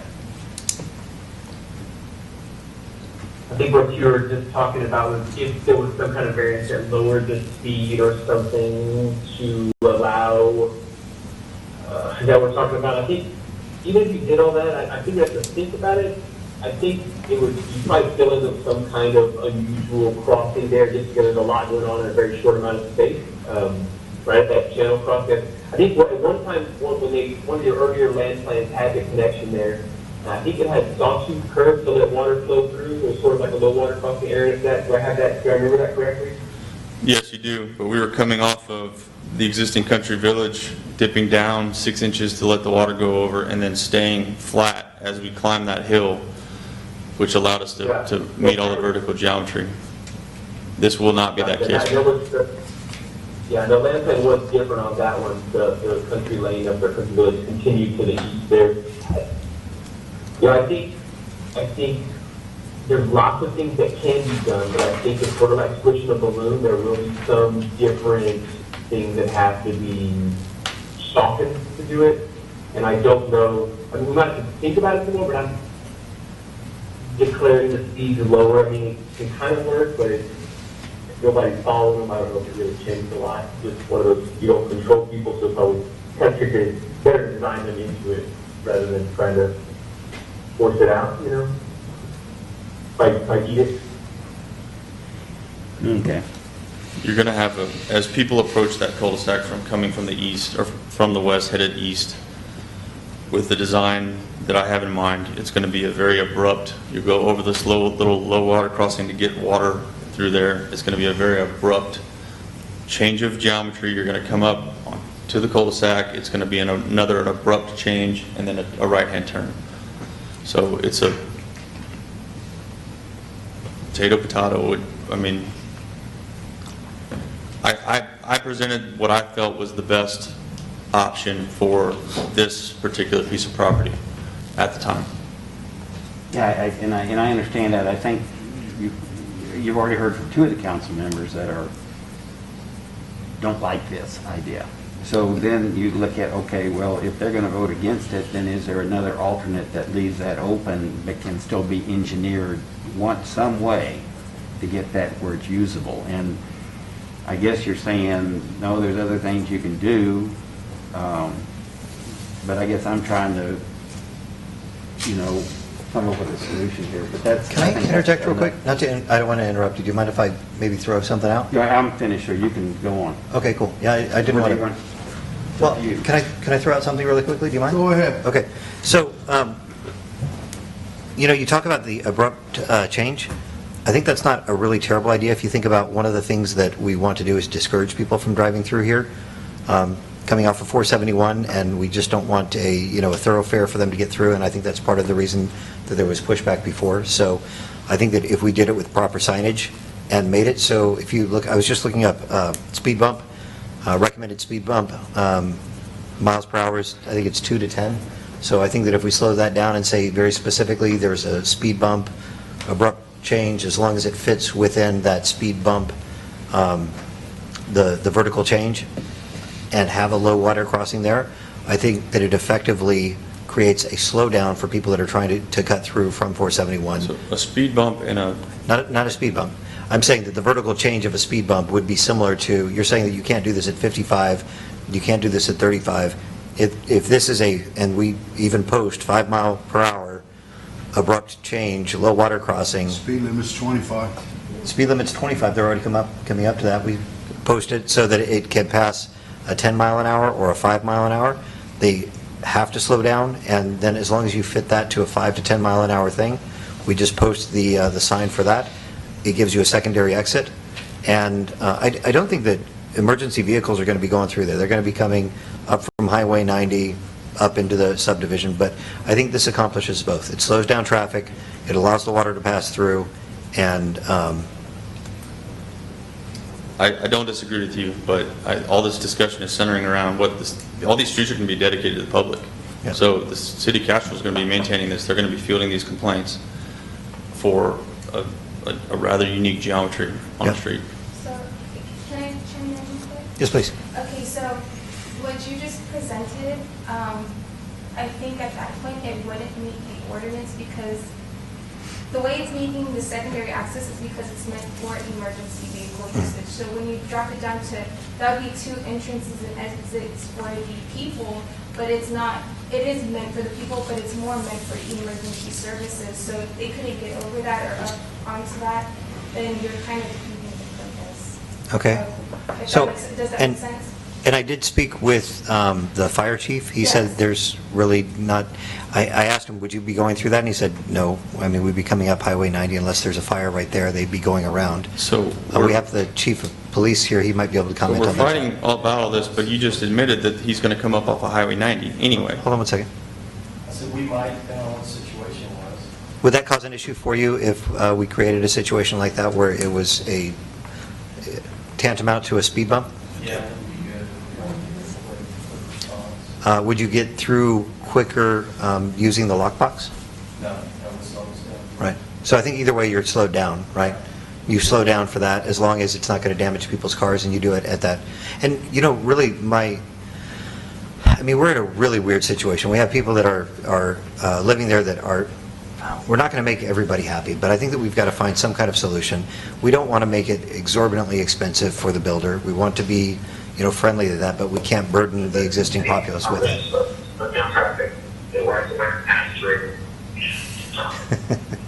Time out, I'll need that.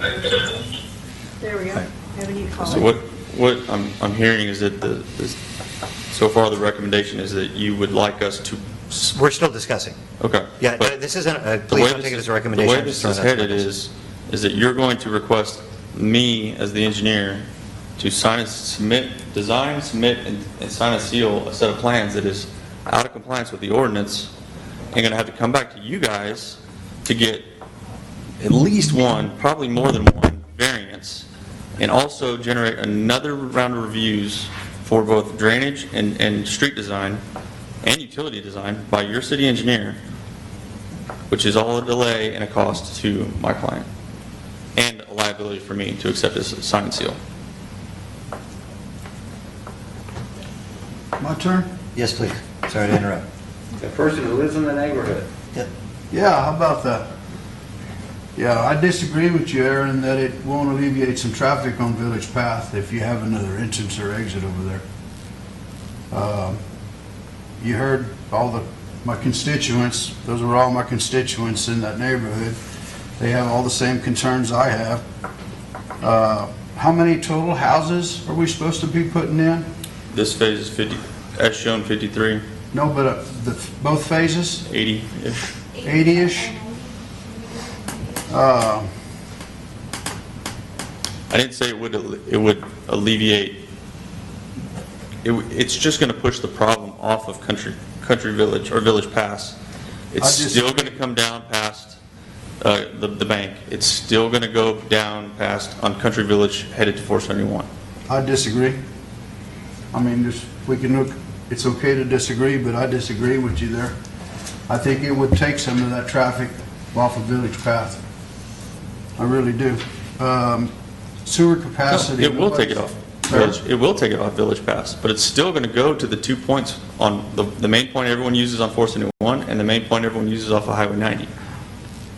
Well, there's 3 points off of 471. Everybody takes a right. It goes down to Country Village. I live on the corner of Village Path and Country Lane, Sunny Lane, excuse me. sewer capacity, has anybody discussed, you know, with 80 some odd homes, what is that gonna, I mean, you're talking about, addressing some of these things in the final plats of middle. I have a little concern over waiting till the final plats of middle to address some of these concerns. All the concerns we're hearing, water, sewer, and entrances. Can anybody from the city talk about sewer capacity? I mean, are we gonna, who's gonna burden, are we gonna burden the current taxpayers for needing some more sewer capacity, or? So the responsibility of the sewer does not fall onto the new developers. That is existing sewer. Yeah. And that's an existing lift station. And we do need to have, we're gonna go out there with Michael Persine next week, and we're gonna go take a look at it to get some more information on the sewer capacity. But that doesn't mean that it falls onto the developer. Those are, if there are That issues falls there, on the city? if there are issues there, it's already issues that have been there. It's not, because the homes aren't even there yet, so it's not that they're creating them. It's, if there are issues, which we're trying to figure out right now, we'll have to address those issues either way. And is that a part of this, the approval that we're talking about? Does that include streets and sewer and all of that? For their development, not for, so, Yeah, no, I understand. yeah, it's not for every issue that's around the city of Castro, or even every issue that's around Country Village. They're supposed to make sure that their development doesn't create any issues, water. There's already drainage issues, but you can't say that because this development's coming, it's gonna create more issues. That's not how we do the engineering to make sure that it won't create an adverse impact or a negative impact once it gets here. Now, if there's already issues there, we can't say, that's the reason why we're not putting something in, is because there's already issues here. It's only making sure that they won't create a bigger issue. But if we're running max capacity on our, I'm just saying hypothetically, we're running max capacity on our lift station right now. And Oh, We would definitely have to address that now if we know that, but as Brianna mentioned, we will go out with Mike on Monday in the afternoon to go and review that, to start reviewing it, to come back with the plan and say, hey, we are either at capacity or we're at this. but that would affect the current ratepayers, Well, basically. and again, we would have to do this regardless of there was a development coming or not. This is an ongoing issue, my understanding that we definitely Yeah. would need to address, so.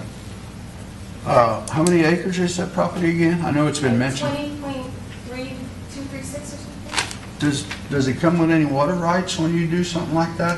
Oh, yeah, he's gonna have to do water right dedication, so they're gonna be paying, no, they're bringing their own water rights. Bringing some water acquisition with it? Yeah, Okay. yes, sir.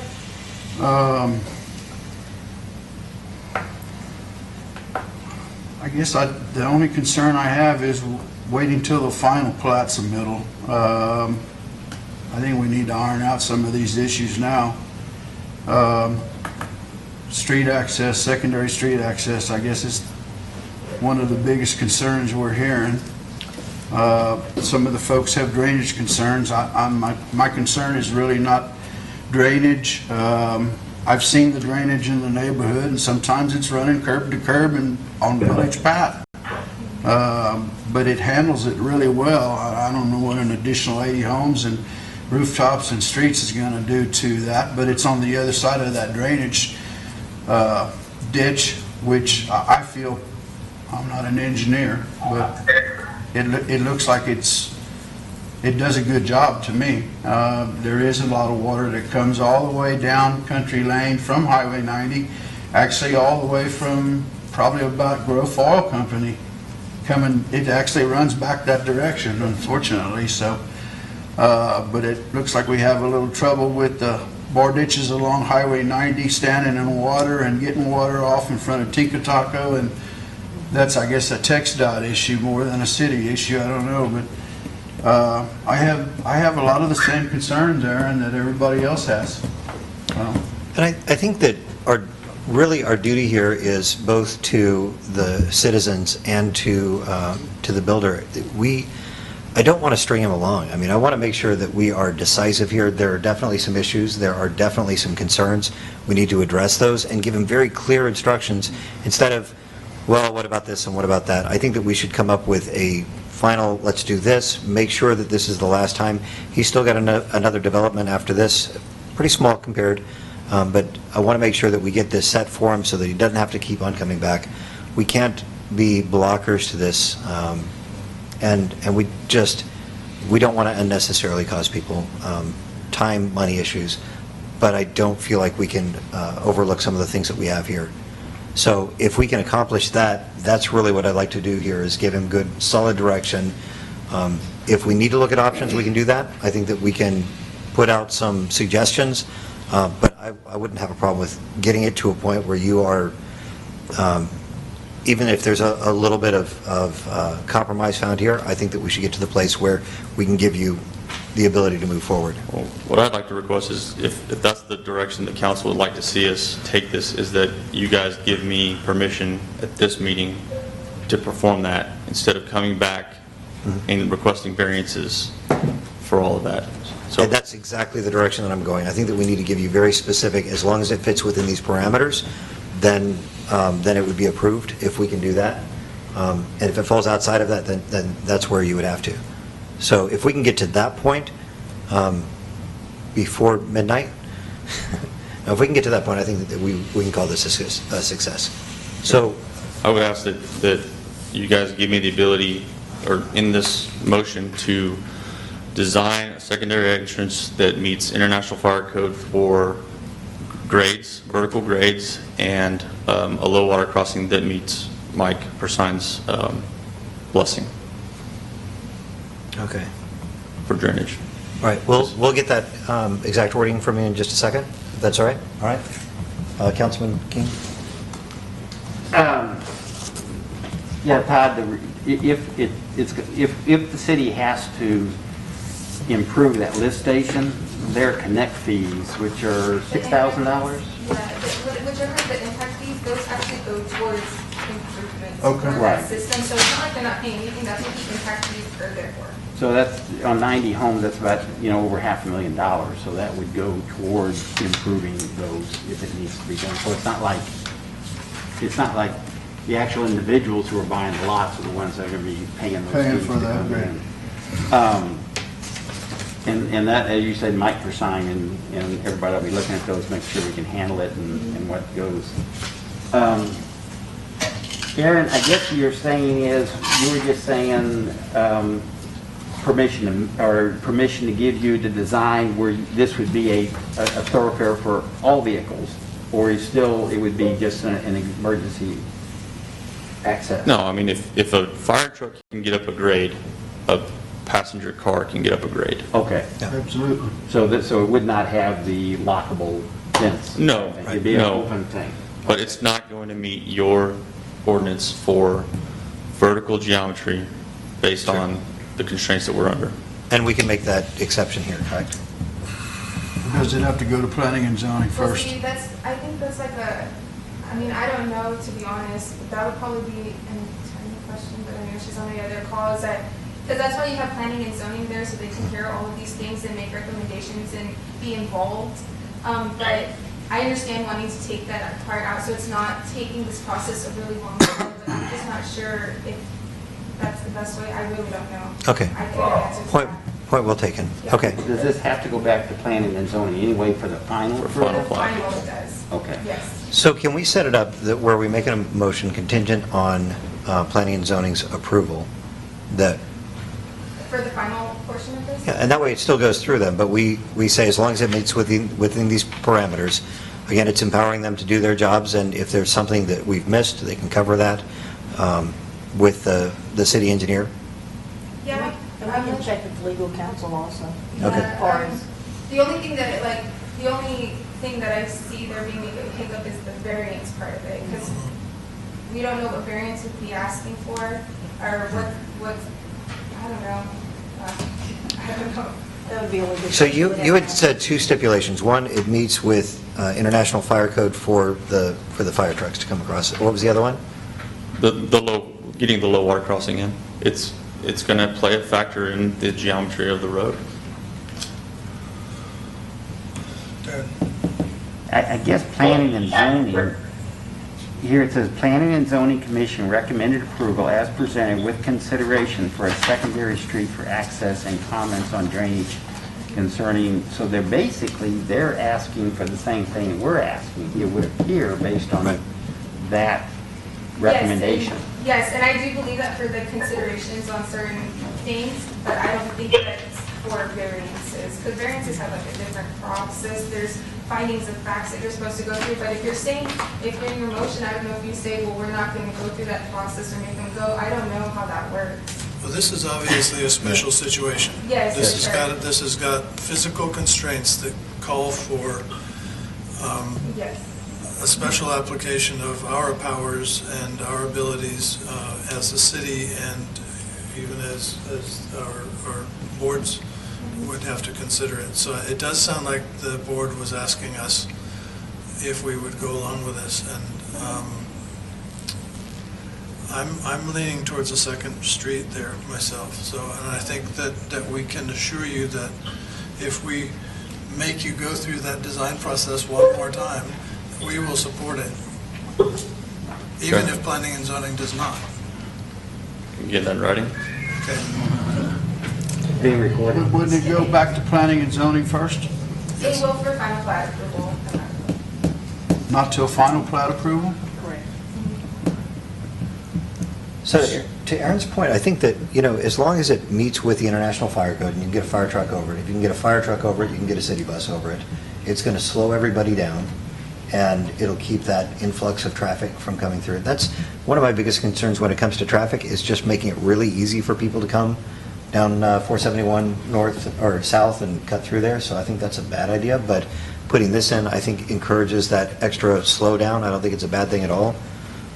As long as it meets with the city engineer for a low water crossing, because there's going to be additional impact on water flow, and to make sure that that's not going to deteriorate, then I think as long as we meet those two, that meets with the spirit of what we're trying to accomplish, understanding that it's going to be more like a speed bump, 5 mile an hour kind of thing, and we just probably need to post it.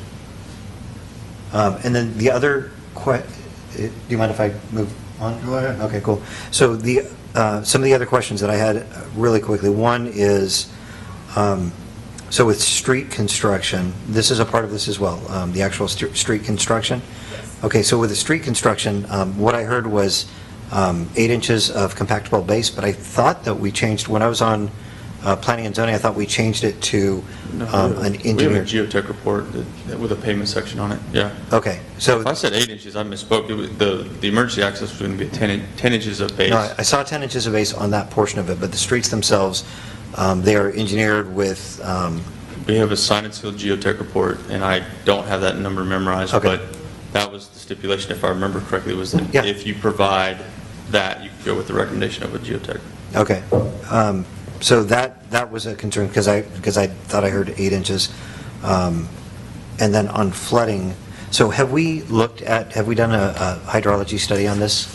Not for the south end of Country Lane. Okay. That part coming off of Highway 90. We have not done a hydrology study, and that wouldn't fall into the developer. Totally agree. That would be the city that would have to do that. So I think that we do need to do that, because they've done their due diligence in engineering it properly, but if we don't do that hydrology study, we don't know what the impact to the existing residents is, and that's something, one of them, I don't remember which one, I've talked to a few people about this, but one said, we've never had an issue with flooding, we want to make sure that this doesn't cause flooding, and it would not be their fault, it would be our fault. So I think that we need to do a hydrology study to make sure that the volume of water that they're putting into that drainage can continue on, and if it can't, then we need to modify that, and that would be taken care of through the impact fees, I would imagine.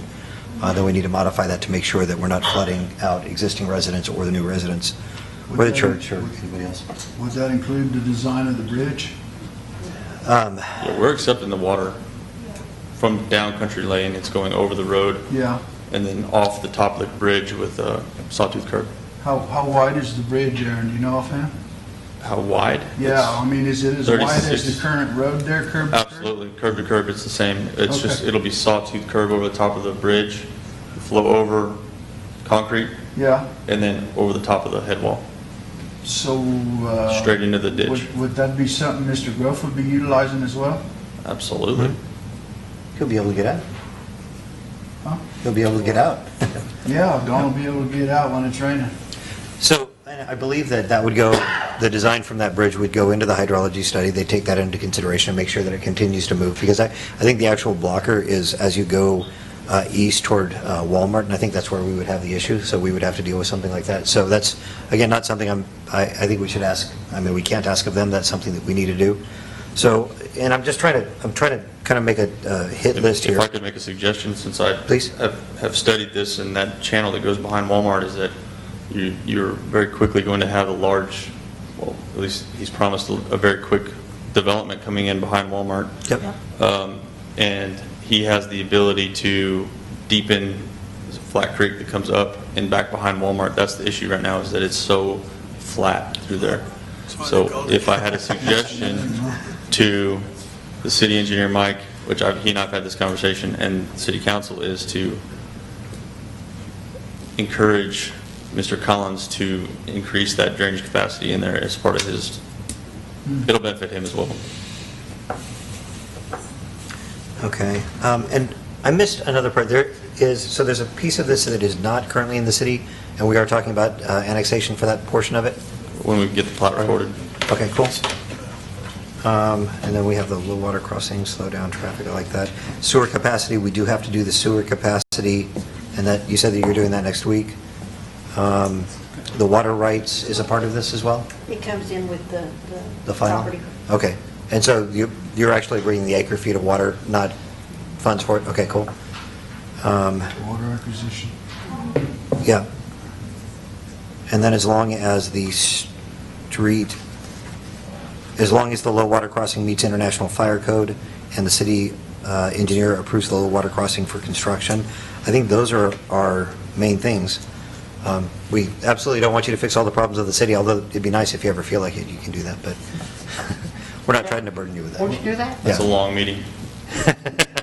I also Okay. want to mention too that I don't think anybody was against any houses. Right. They Yeah. just had some other issues, you know. Well, a couple of expressed interest in buying the lots, and I encourage them to speak with Mr. Moore, but that is a business decision that we should not be involved with. But yeah, I mean, most people have been very receptive. Thank you. So did we miss anything that we heard from concerns? Did I miss anything on that list? I don't think so. All right. Okay.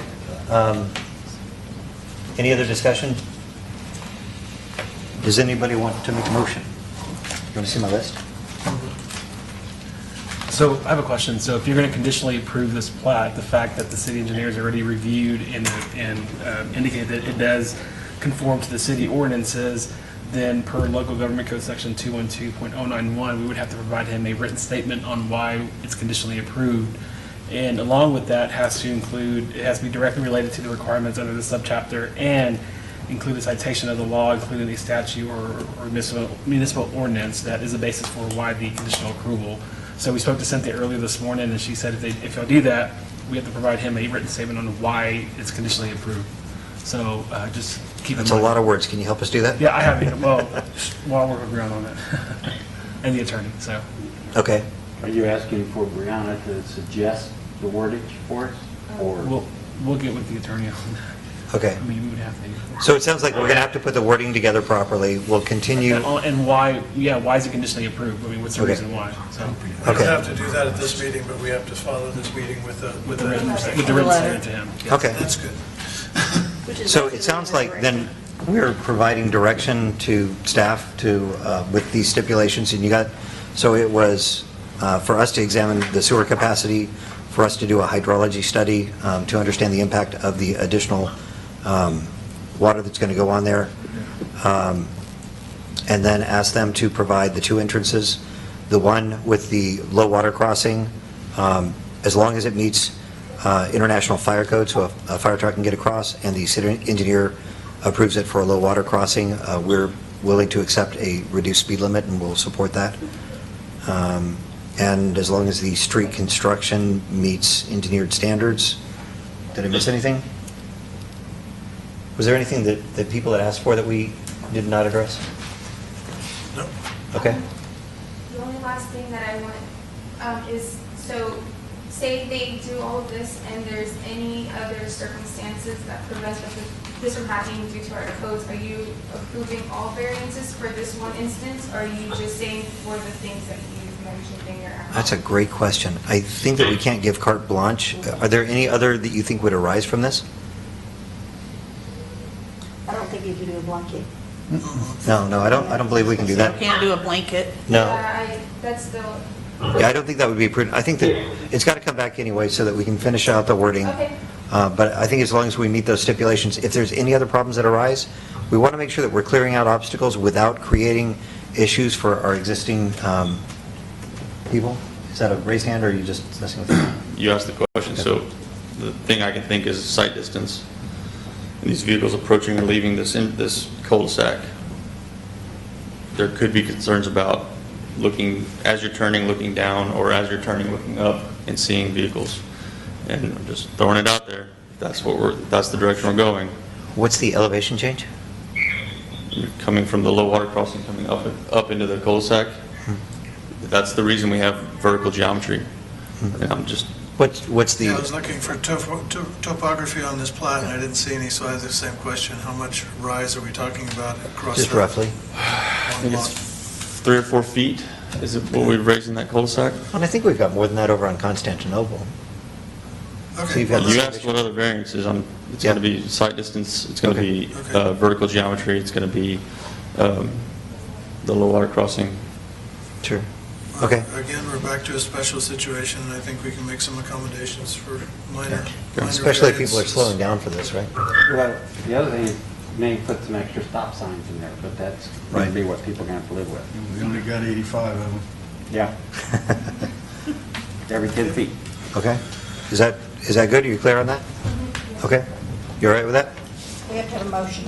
We have to have a All motion. that. When is the next, when's P and Z for the final plot? I know there was a bunch of schedule changes. Yeah, it was supposed to be next week, but we can't get that in. Well, that's great, because I got a bunch of changes to make to construction plans. Yeah, there's just no way, so, we can talk that through, maybe we can do a special call meeting, because this was the regular call meeting, but maybe we can try and do a special call meeting.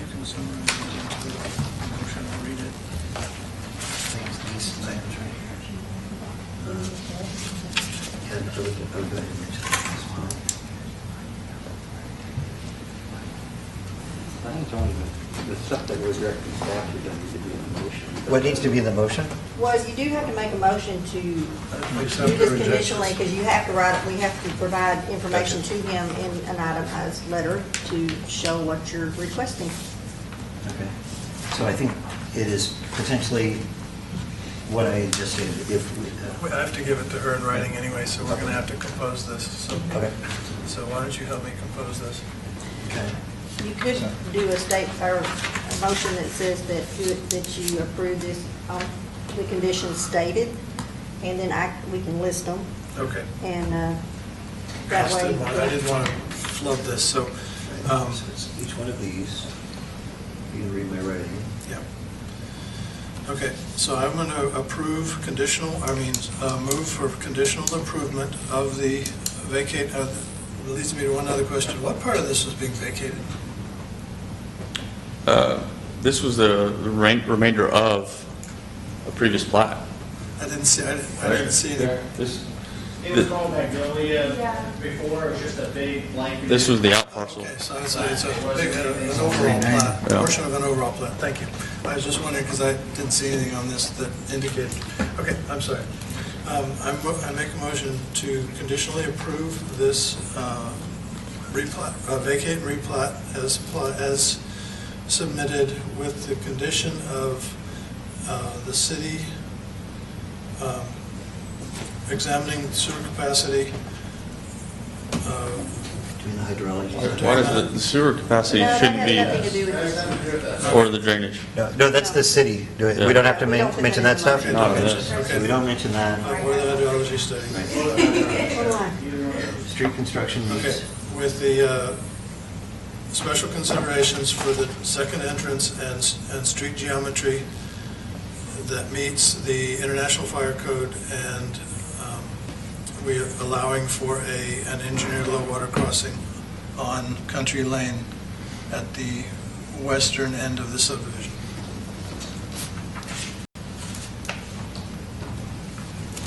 Do we have a second? Got it? Do we have a second? I second it. All in favor? Aye. Aye. Aye. Motion Anyone passes. I voted aye. Anyone opposed? Nobody's opposed.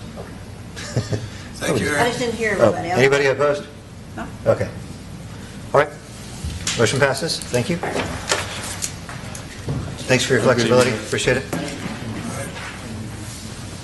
Okay. Michael's still there? He was.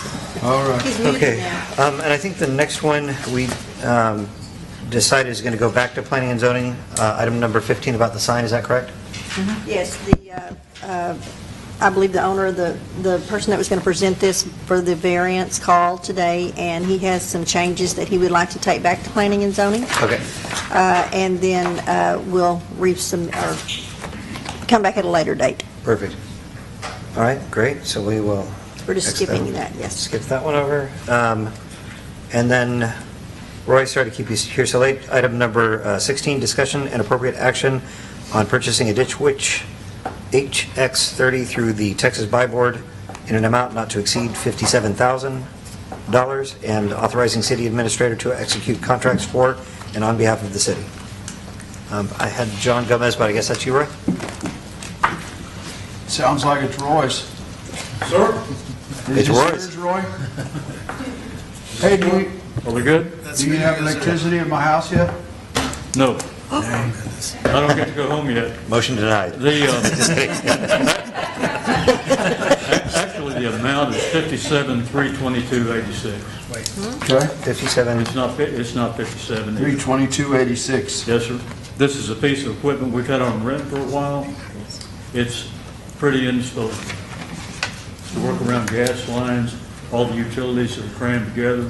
We can't do normal excavation with a backhoe or any excavator. We really need it. It's a mini excavator is what it basically is? It's a hydraulic. I beg your pardon? It's a mini excavator? No. Hydraulic. What it is, it has a large reservoir of water. You actually do the excavation with high pressure water, and it's got a large vacuum that sucks it up. It actually sucks up what you're breaking up with water. I'll be going. Pretty fascinating. Yeah. And y'all have had one in rent for how long? Quite a while. Really? Be a lot cheaper if we buy one. A lot cheaper? We like cheaper. Cheaper's good. This is part of Buy Board, so it does, we don't have to go out for the bidding process. So, Yeah. Which is a good thing, because we'll get, Right. at the end of the year, we'll get a, not a refund, but a Credit? a credit of some sort, yes, but by going through Buy Board, so this is a good thing. And I know he mentioned in the past, we have been running this in the past couple of years, actually, so it's time to buy one. We do, and actually, some of the quotations I got for this equipment were over $75,000. Wow. Really? Yeah. That's great. Yeah, I think that it makes sense to rent things that we're not using that often, but if you're using it regularly, you're going We to do. surpass the cost of rental really, really quickly. In a city where you don't know where all the utilities are, it's very handy and very safe, so. Keeps you You don't from, like to just dig into them. you can just dig right into them and cut off service. And it has been budgeted, so the money's there, it's just a matter of. It's already budgeted. It's already budgeted, and so we're just approving because it's over the amount. Okay. Any discussion? No. Do you have a motion? I remember Public Works requesting this equipment 3 years ago, Yes, and that's it being correct. denied at that time in the budget session, so, and at that time, I thought you all needed it, so I was one of the dissenting votes on that. So I do think this is important that you have it, especially if you're renting a bunch, so I think this is good. Yes, sir. So then you've got a motion for that? So I make a motion that we approve the Oh. purchase. Hold on one second. Well, I was just gonna, I want to clarify the amount, because in here, in the invoice, it's not what you're saying. Uh-oh. So, well, just whenever you put it in the motion, we just need to look and see. Right, and you might go just a hair above, just in case. Give it a few dollars extra? Yep. Okay, well, these are two different ones, so. Which one's the newest So one? what are both numbers, Deborah? Well, the one in your packet from the same company is $56,513.99, and that's why I rounded it up to 57. Okay. Now, this current one, this newest one, and this was from March, and it's the same one, it's now saying $57,322.86. I don't know if there's something else added on it, maybe? Roy, do you know any difference in the two? No? Really. Did they add some equipment or I just something? know that we've been trying to do this for 3 years, so the price continues to go up. Well, no, it's the same invoice, I just didn't know what the difference was. Same So- invoice date? Yes. And so we might, and it's the same quote, so I'm not sure we can clarify that, but if y'all want Well, how to, about if we go for the big number and then maybe you get it for less? maybe up to the 58,000, and that way you're. I make a motion that that the city purchases the Ditch Witch HX-30 for a price not to exceed $58,000, and that staff gets us the best price available. I second. Great, we got a first motion and a second. All in favor? Aye. Aye. All opposed? Thank you. Motion passes. Thank you. Thanks. Thank you, Roy. All right, and I apologize, we got a lot on the thing, and I'm sorry that it's taken so long. Cool, thank you. All right, so the next item is item number, where are we, 17, discussion and possible action on clarifying phases of opening the city pool, including swim lessons. Mr. Frederickson. Mr. Frederickson, I think this has changed in the last, since you were going to present it last. Yes, we've had a lot of changes in I guess it's just increases in cases. It's still the same thing going on. So I know this says full recommendations, but Deborah, we can clarify other areas of the park, correct? I'm sorry, I'm so sorry, I wasn't. For the topic, we can talk about other areas Oh, of the park. yes. Okay. So based on the pool operations, after seeing the changes, we were being very optimistic but still safe. But we, myself and then other organizations have just, swim lessons are just not a possibility at this point in time, this summer. I just think it's best for us to just close that down. Pertaining to the rest of the park, I guess the first item would be 4th of July. After consulting the police chief and just looking at local areas, we think it would be best to close down the park completely Friday through Sunday because of the influx of pretty much people looking for anywhere to go. I reached out to April, our customer service representative, and she says we've gotten nonstop calls. So we would like to close down the park to help prevent any possible spread, but then also to consolidate our resources. I mean, if we were to have people there, then that means that we have to take resources away from PD, and then also, we are creating a initial hotspot per se in the area. So I think that this would be very smart for us as just the whole park in general. And we're not just talking about just shutting down an area. It would be the pool would close. We would allow the front gates to be closed, and then we'll put the signs up again that say, the park is closed except for walkers, runners, joggers, stuff like that. We would close down the bathrooms, and pretty much the RV park would still have the back access, but we've also talked about giving parking passes so that PD can verify who is supposed to be in there and who is not. That will allow them to better ease people sneaking around. But we believe that this is the safest option at this point in time. That is the first thing we would like to ask, and then, looking to present. And then the second thing would be after that, we would like to, I've seen a multitude of areas around us. They compare success as a 14-day decline. I've seen that thrown around, so we would like to keep the gates closed until possibly we can see that and open the gates again.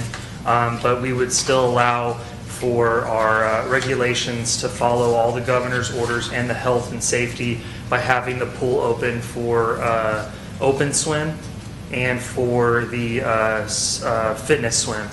On the recent changes to the governor's orders, it doesn't, we are still below the threshold of what they are mandating.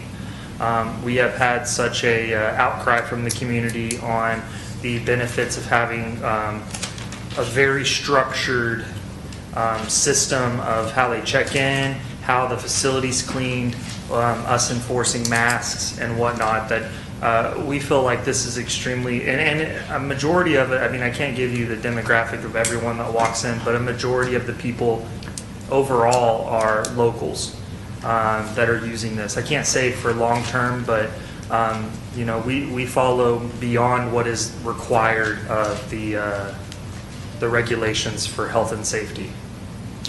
I really commend you. You've been really, really thoughtful about this. And we've said before, we don't want to limit the people that live here from doing stuff. And I think that what you're doing is really prudent. You're looking at how to protect them from the people that are coming from outside, especially with, San Antonio is right next door to us. A lot of people are coming in from them. They had, 1,200 new cases on Monday alone. I was looking at this. So Bexar County has more active cases than all but, what is it? 20 states, or 15 or 20 states. I mean, it's ridiculous over there. So I appreciate you looking at that, and I think that you're following the guidance that we gave you in the last council meeting, which is to keep an eye out for this. I think it's a real bummer because you put so much work into this. Looked at the reopening. I really appreciate just the care and feeding you put into that. And I look forward to the time that we can re-implement that. But I think that what you're doing is really good. It's really responsible, and I appreciate that. One clarification that the new governor's order sort of leaves a lot to the mayor and, of course, the council for decisions for local government. And one of the things that I've had the local recreation leagues, our softball and also the volleyball have reached out to just sort of see what we would like to do. And I feel like that's something that with the park gates being closed, they have come to us and they have, I had a meeting earlier this week and she said that they would have a plan for us on what their parameters would be. By the standards presented by the governor on the crackdown on the regulations, it doesn't clarify that for us. It says groups less than 50 people, which would fit these groups because of the smallness of it. So I guess my thing is would y'all like to just, until we see a decline, put everything on hold, or continue with the plan as long as it meets the governor's guidelines? My thought is that tennis, that's open now, tennis can stay open. That's not a big group. Volleyball, when I walk by there and they have those volleyball championships going on, they're groups of greater than 50 people. I think that would be a concern for me. So the idea is over the 4th, you're shutting down the park and everything except for walkers, so you're going to close the gate and people will park it like you all did some time ago. Yes, sir. You said fitness and open swim. I thought we were only open for fitness swim now. No, the pool opened, the last time we came, it opened for open swim as long as we were below the occupancy levels that were mandated. We are actually not even to the 25 where it's at 50, so we were able to still follow that procedure. And what's open swim? Maybe it's just, it's still 6 feet social distancing, but it just allows for people to come in. There's some people that don't use the lanes, and so it allows them to swim in the pool. The deeper end of the pool. They can jump in the deep end, or they can swim around in the main part of the pool. So you remove the lane line? Yes, sir. Yeah, that's outside of fitness swim. Outside of fitness swim. I guess I guess I've gone there in the evening and in the morning, and I always sweep the lanes out. I don't see. We've only had it going for 1 week, and a lot of that time we have it where we wait about 45 minutes to an hour, and we haven't had really the outcry of people, so we would close down if, there wasn't the lack. We did just order a sign to help advertise and then reach out to the paper. This was all prior to this happening. But it's just, we were trying to keep some normalcy to the operations of the pool. Well, and I think this actually takes us into the next agenda item, so maybe we just go ahead and move on to that, because what we're talking about specifically is COVID-19 stuff. Are you okay with that? Well, it's the except- same conversation. Well, related to the park, when you put the signs out, I think they need to say by the city of Castroville and not Parks and Recreation. That kind of Parks and Recreation doesn't put the full force behind it. Okay. So you need to say by. Make them bigger?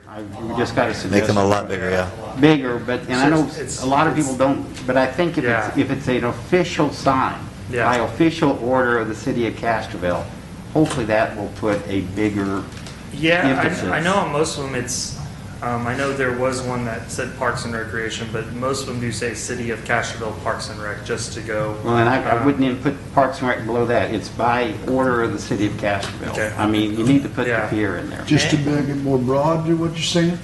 Do what? Just to make it more broad? No, to make it Enforceable. more enforceable, Well, to make it more. So they take it seriously, This is not someone's city Parks and says. Recreation's suggestion, this is by the order of the city of Castroville, or something like that. But it needs to say that it's enforceable by the city of Castroville. Yep. Okay, that's all. Okay, are we okay to move on to the next item? I think you're following exactly what we asked you to do last time, so that's really good. And this does go into that as well, so are you guys So cool? are you asking for direction, Devin? I only, that was my personal view relating to the volleyball. I think Devin probably needs, he was asking what council thought about that. Well, and I think that what we said before was that as long as you follow, what were the stipulations? You follow the governor's orders, especially for outdoor stuff, follow the governor's orders. He's going to be more restrictive than we probably need to be. He's being very, very good about that kind of stuff, so follow those orders. Make sure that we're protecting staff, and anything that falls outside of budget just needs to come back to us. So as long as you're following those, you're... I think, though, you said that was a gray area. Yes, pertaining to the governor's orders, it says in groups of 100 or more are prohibited, exceptions include, and then it has government, local operations, recreation, sports programs, swimming pools, and water parks. So like, it would come to basically, because I read the same thing, and so it's coming, he's leaving it to the local government's call to like the volleyball get-togethers, and they get together. And I mean, I love that the local baseball has started up again, but I went out there to watch my nephew's game, and they are shoulder to shoulder, no masks, nothing, and they're large groups of people.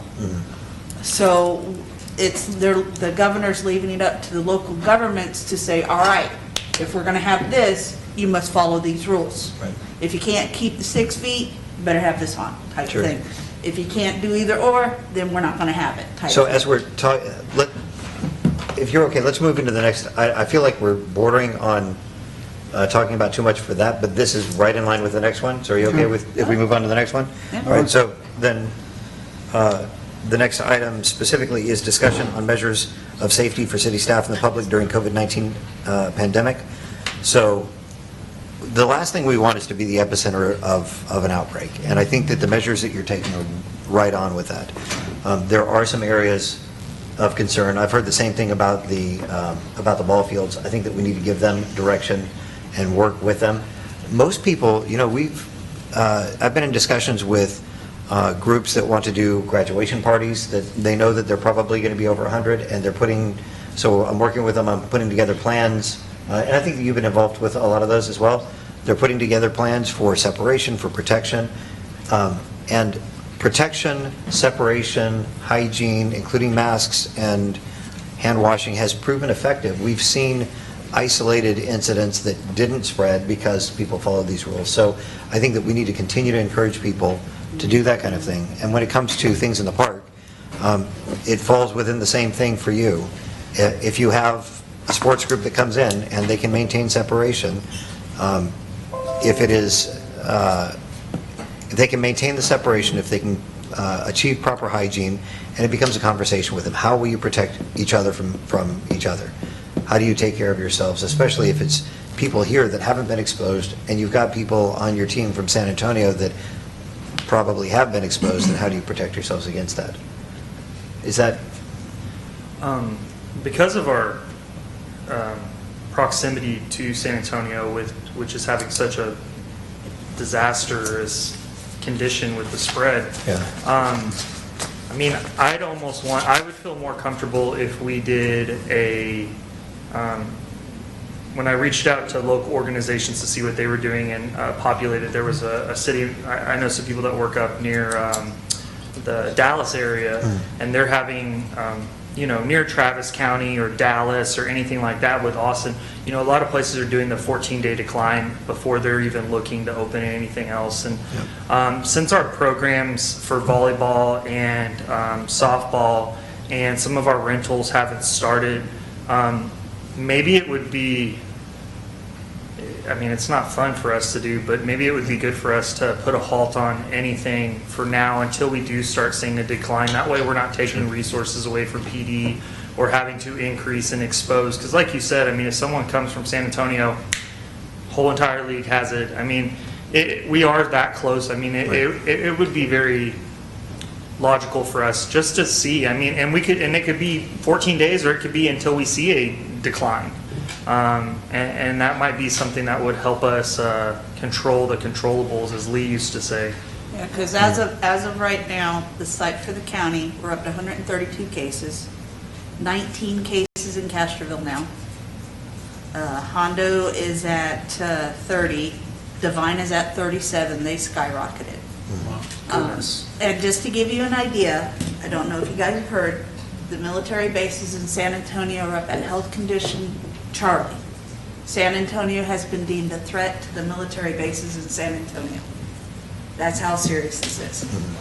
So and like you said, with us being in the proximity of San Antonio, people are preferring to come here to shop than having to deal with San Antonio. So we really need to look at this very carefully, because they're coming into town. And Chief, you know it, you're in the meetings all the time. I mean, please speak up. The manager at Walmart asking, does the city have a mandatory mask in place?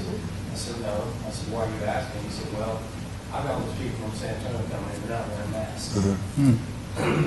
And I think that the governor's orders allow us to, so businesses, I don't think that we have to pass a special resolution. The businesses can do it, Walmart won't do it unless the city is requiring them to do it by San Antonio. So that's a corporate thing. They're saying go by wherever the city you're in, that's what you will do. So. Well, I honestly think that the best way to do this is, I feel like, at a certain point, if we have an outbreak, that's a serious thing, until we hear that back from, and understand this is not my absolute direction, these are my thoughts on this. I think that if a business wants to require that, and they feel like it is the best thing, kind of like here, if somebody comes in and if we're able to require people to wear masks to come in, required. If Walmart wants to require that, we should be able to enforce that and let them set that as a policy, and absolutely will encourage that and help them enforce that. And that's, at this point, according to the governor's orders, that's the best thing to do. Right, and that's what we've been doing. And some of the stores do require masks, and of course there's people that walk in without them. I went and got my mother-in-law's paper this morning with X on it. Yeah. They've got big signs on the door. A guy came in. I waited. She never said anything to him. They're tired of talking to people. It's Right. not worth the argument. So. And I think that if the businesses come back to us and we have the support of people, I just don't want to overstep our bounds, We definitely want to protect people, but at a certain point, we've got to hear that from them, and I'm not hearing that from them right now. And if we hear that from the businesses, if we hear that from the people, and they say we want protection against people that are coming in from a more infected area, then absolutely, I think that we do that. Until we hear that, I think that we continue to keep ourselves safe and support the businesses as they need it. If we can provide, if they need enforcement assistance, then I think that we provide that. And You know, and we need to pass on to our staff people that work buddy system, you know, 2 and 2 in vehicle, even when they're in the vehicles, driving someplace together, you gotta leave it on. Yep. And I'm seeing it still. Okay. Going down the street, top, windows up, no mask on, 2 in a vehicle. We got, because we already had staff members with it, we're trying to prevent, becoming a hindrance to the city. We don't want to have, like, our whole public works department be taken out because of this, and then we have something break in the city and we're up a creek. Right. So we really need to harp on this to our employees. It's for your safety, for your family's safety, for everybody's safety. Sure. All right. Well, it's not just the mask, too, we need to enforce the disinfecting of the vehicles. Yes, sir. That too. Yes, sir. To disinfect, when they come on duty, when they get out of it, they're done with it, Yep. they disinfect it again, in case somebody else has to use that vehicle. And to add to that, Some of our folks weren't doing that, but I think we got them on the line now, we got Good. them stuff the other day. yeah, and to add to that, it's the computers, it's the phones, it's the radios. Everything they communal share. You may not think somebody uses your computer, but guarantee you, if they needed to get access to something, they will step in and touch your computer and anything on your desk. Well, another thing with the restrooms, they don't understand that when they're done with it, they need to disinfect. it. Yes, sir. If somebody's to come in No. and do it for them and they're not, that's up to you. Yes, sir. Yes, sir. Are we providing disinfectant in each one of the stalls? And Yes. That's Yes. great. Yeah, I think you guys have done a good job of that. Have we gone through, I know that you were working on this, have you gone through to figure out, my biggest concern is that we continue to keep the city running and that we have no single point of failure. So I've said this before, we can't have like all of our electrical workers out. We can't have all of our water workers out. We can't have, city council out, city department heads out. So We talked about coming up with different options as far as scheduling. Sorry, can't even mouth. Perhaps, like an A and B schedule of some sort, or half work in the morning, half work in the afternoon. That's an option. Also, we have reiterated to them, we'll do it again, about wearing a mask at all times, especially when they're traveling together. So surely if y'all see them, please let us know so we can address it immediately with them. And we went out there last week to All Public Works, and Chief provided that day cleaning disinfectant for their vehicles, so thank you for doing that. Appreciate that. But most definitely, we'll keep reminding everyone, even here within City Hall, we wear a mask. Sometimes I take mine off just because I have to take it off for a little bit because it's too hot. But anyway, so that leads to my next question. So right now, we have our city offices closed, public work is closed, only because of what happened last week. We feel like at this point in time that, I don't know, we can't risk anyone getting affected again, whether it's somebody here at City Hall, Public Works, whatnot. We'll continue to keep it closed until further notice. We are still providing that service over the phone. They come in, they drop their payments off, that's working out. But as of right now, I feel like we still need to continue with that until either one, numbers start declining, or two, if we open it back up, we had somebody sit out in the front, check their temperature, they disinfected before they even came in, before they went out. Yeah, it's a pain to do that, but we still did it anyway. And I think if we decided to open it back up, that's definitely make sure that we do that. But as of right now, we're still closed, and so we want to get your thoughts and ideas on, just continue closing until further notice. But we are still providing that online, that one-on-one, when they call in, what's going on. They'll knock on the door sometime, we'll go answer it, say, hey, how can we help you? And we'll go from there. But as of right now, it's still closed. Well, I think that, again, hygiene makes a difference. You can accomplish things through hygiene, but we need to move past the point of theoretical options. We need to put it into a place of action and say, this is exactly what we're doing. I think that we need to do that sooner than later. We shouldn't impact the citizens without being able to provide them services. So if we can continue to provide them services without potentially exposing people, then I think that we should do that. If that becomes a problem, then we need to find creative ways to maintain that hygiene. And it's really about killing the germs. As long as we can kill the germs and keep them from spreading, then that's good. And for the most part, when we opened up, most people wore masks. Yeah. And they abided by, we took their temperature. And so it for the short time we did it, it went smoothly. I think depending on what we do, we need to let them know, though, so that we don't go back and forth, because I think they were open for a little while and they're closed because they didn't realize what we were cleaning. Okay. So I think that we just need to implement that. Am I off base on any of that? I know that you've been leaning into a lot of this.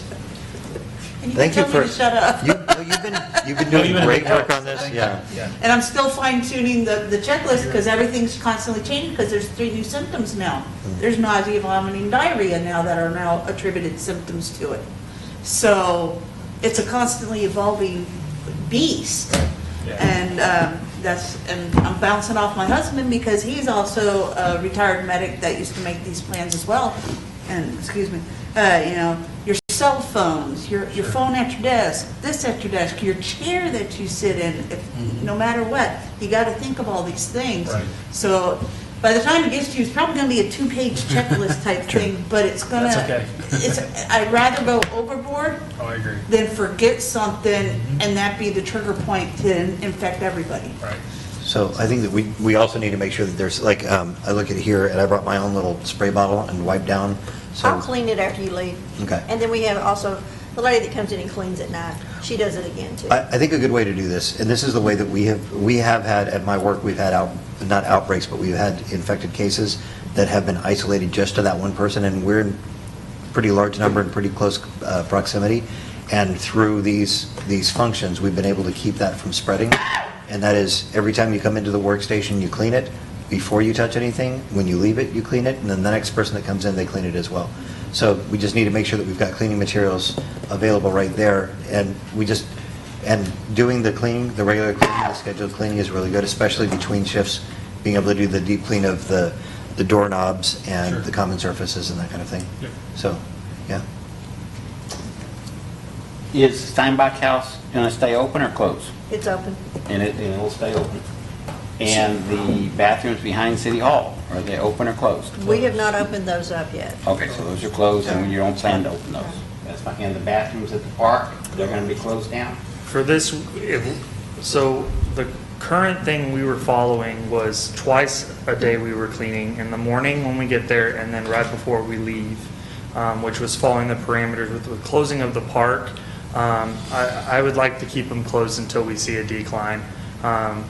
And since we're only offering it to the walkers and runners and mostly people that are there for a short period of time, I think that it would still be,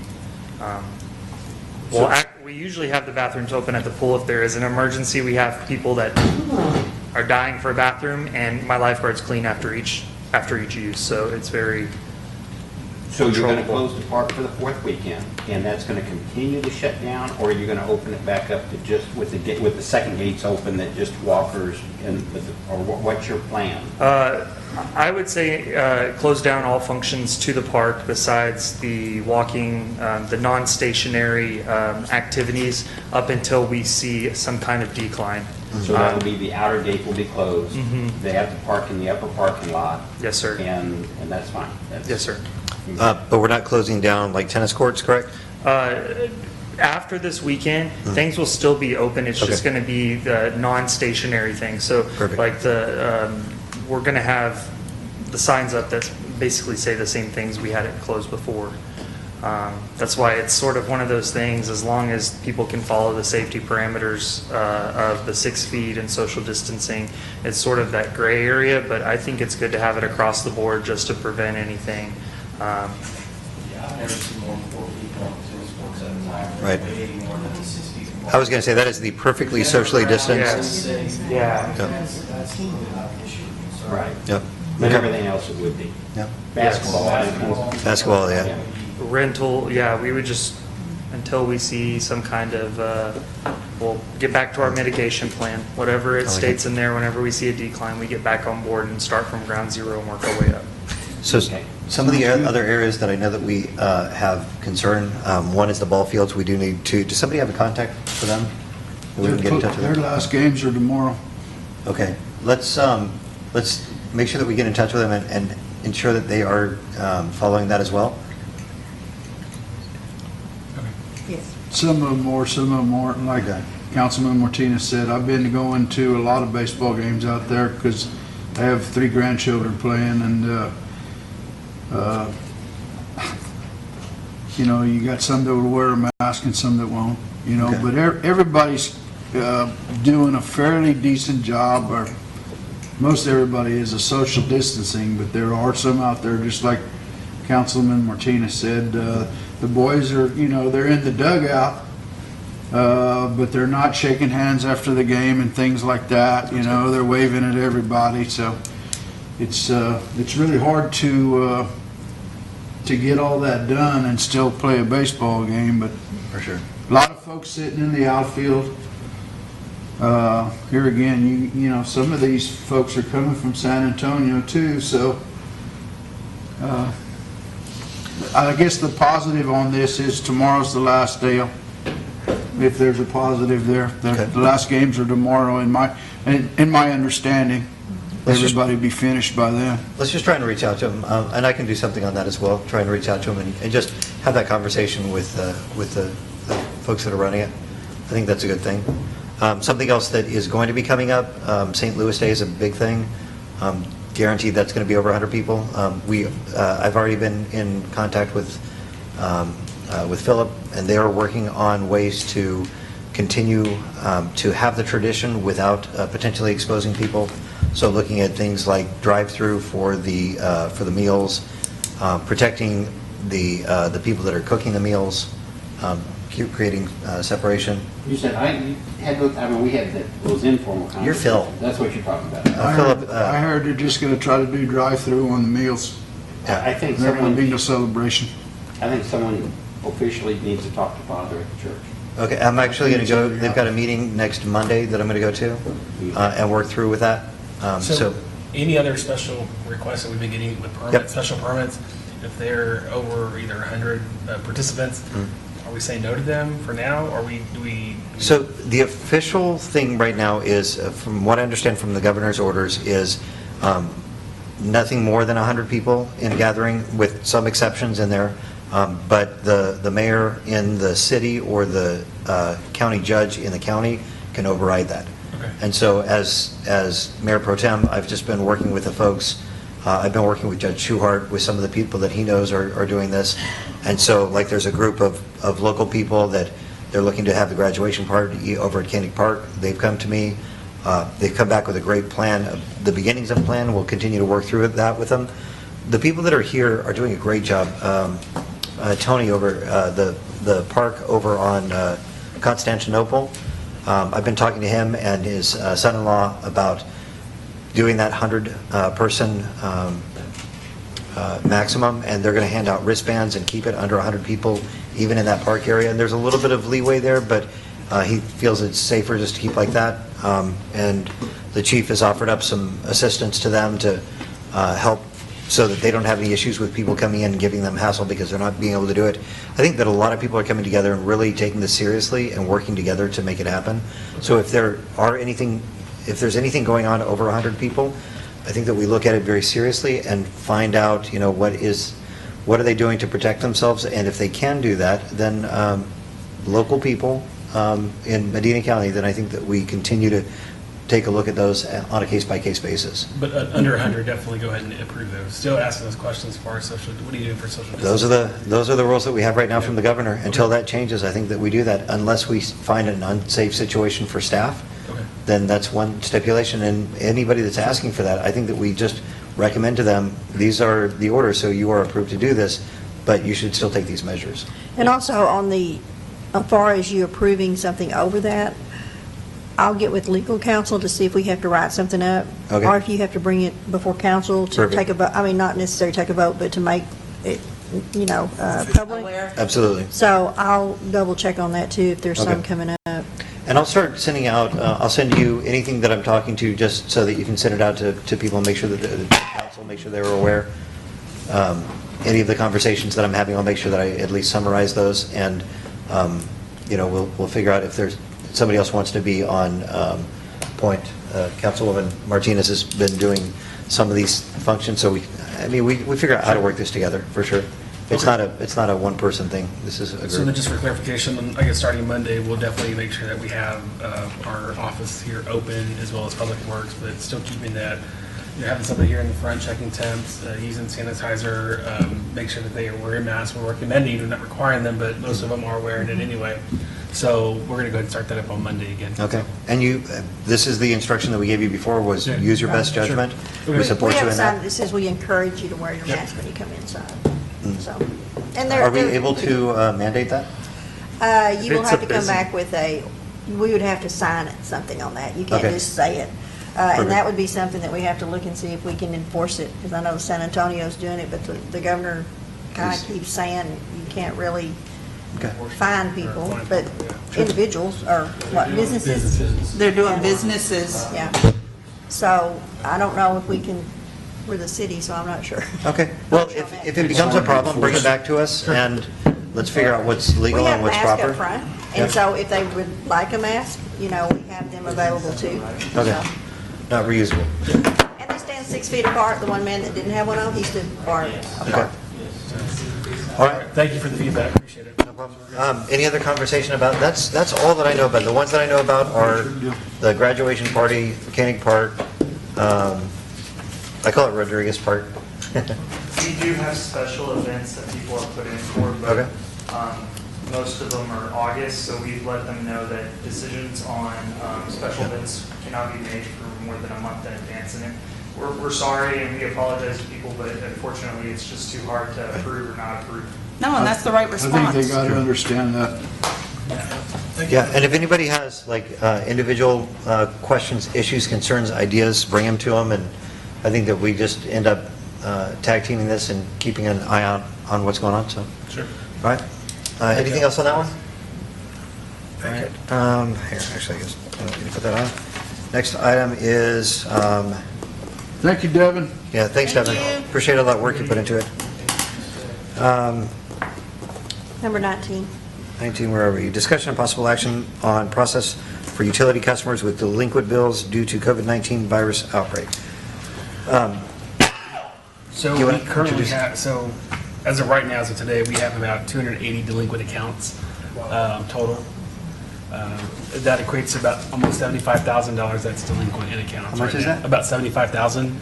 This includes residential, it includes some commercial, and it breaks it off by, the different categories, whether it's sewer, water, electricity, but overall, it's about 75,000 as of right now that we have not collected. Out of that 75,000, out of the 280 accounts that we have, some of those accounts are delinquent even prior to COVID. But we do have a lot from like February, March on forward that we have some that have not made a payment just because they know that they're not going to get cut off.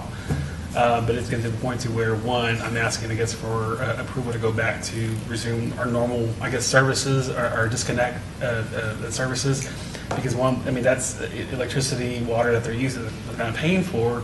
And yes, we've kind of, I guess, quote unquote, cut them a break for the past couple of months, but we need to recoup that money somehow, some way, because John relies on that amount for his budget for revenues. And, we have about 3 months left until the end of the year is over, the fiscal year is over. So what we want to do is we want to, provide some sort of assistance, some like payment arrangements for each customer if they so choose. But we're just not going to give it to them. They would need to definitely have that conversation with us and say, hey, I need some help. Can you give me 3 months to pay it? I don't want to go more than 3 months just because that puts us into the next fiscal year. And so anything that we can do to help them out, we will. But there are some that are just taking advantage of the fact that, well, I'm not going to get cut off, so I'm not going to pay anything. Yeah. Did you guys get a chance to read, we sent out a couple of different things that like Saws is doing and Medina Electric is doing. So nobody's just totally forgiving it during this time? No. And, honestly, even, I've looked at the response, and I've been really impressed with the governmental response to this. The stimulus checks going out, and I've heard of people that have gone, like, applying for unemployment, and the rapid response to that. So the people that have lost their jobs because of this are getting that. Right. I think that they're getting unemployment, and it's been a very, very rapid thing. So I don't know that we've got massive issues with that. So I think that I think it makes sense to get them back onto that so that they're accountable for it. Some people have taken advantage of the situation. Yes, exactly. On my sentiments too. I would want to give at least some sort of, today's July 1, by July 15th, 16th, we're going to go ahead and start that disconnect service and give them time to, a couple of weeks to pay as an example, or at least to reach out back to us and say, hey, can you put me on a payment plan? Here's what I can provide. Absolutely, we'll do it, but you need to call us, and we're not just going to do it just because. Right. If you're 3 months out and There's a you've made balance no there. effort whatsoever, then then that's Yeah. a little excessive. That's not what we meant to do. Exactly.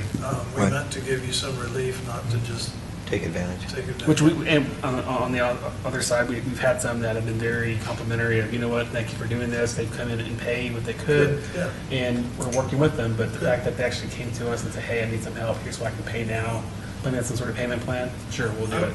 So, But you got a lot of I'd say them that that are not. by the 15, or by the next billing cycle, Whatever day- if they yeah, we haven't decide. made an arrangement, they may be Okay. facing cutoffs. okay, we can do that. I think once that happens, then, oh wait, you come at services on why? Well, you haven't paid in the past 3 months. Okay, let me pay something, or let me put you on some sort of payment arrangement. They'll and make then- an then we'll arrangement, yeah. get going. Not just make. So for the next billing cycle, is what we're looking at. Donation, but Yeah. make an Okay. arrangement, yeah. Does it make sense to do that on the next billing cycle, or should we send out a notice and give them 2 weeks from that notice?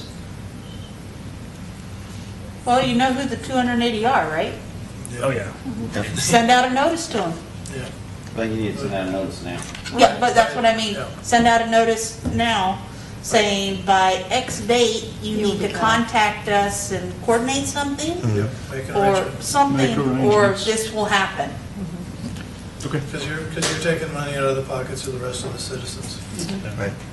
Now, in reality, if you're only giving them, if they're 3 months behind and you're giving them 3 months to catch up, we're telling the people they have to double up their payments for the Right. next No, 3 months. Yeah, I didn't say that, No. I said make an arrangement. Yeah, make an Make an arrangement. Yeah, At least at a minimum to do that, because then we know that, okay, they're gonna try and pay something every month, but when you don't, they're not paying anything at all, I think they're taking advantage of the fact that they're not gonna get disconnected, Right. so I'm not gonna pay anything.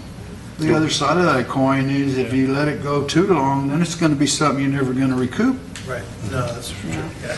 So I never expected people to get 3 months behind, a month behind and then try to catch up. But Yeah. yeah, that 3 months, this is excessive. We'll definitely make contact with them. Because they've been and getting let them know. unemployment and all that, all this time. So because we had that in place from before, I think we need to make a motion on that, is that correct? So it's possible action. You can do possible action or just it's direction to staff, either one. I mean, Are it's we up to okay you. with direction to the staff? Because I guess, we want to go ahead and stop I guess, where we're not going to disconnect anybody anymore. We're going to go back to normal, I guess, quote unquote. Normal process. Processing as of this date, then we know, okay, we're good there. So I guess that's the direction that I need from you all, is to say, you know what, let's go back to our normal processing as of this date, and then we'll make contact with them and go from there, so. And I think that we, The invoices go out on the 10th and payments are due by the 25th. Yes, sir. So- there you go.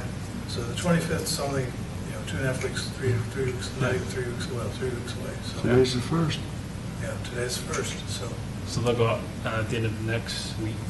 Next Friday. Next So Friday. the notice in the bills next Friday. We can also put something, just a general statement to everyone inside the bill to say, hey, if you haven't, and we'll make some sort of, write something up. A general You need to broad, contact us by this date, if not, then Make we'll some resume arrangements. yeah. disconnection So of we're that. not singling out individuals. Correct, yeah. You know, for $75,000, I think you need to send out a letter now, and then a second one in the bill. Okay. I mean, That's a good To point. 280, that's affordable. To 2,500, that'd be a little expensive, so.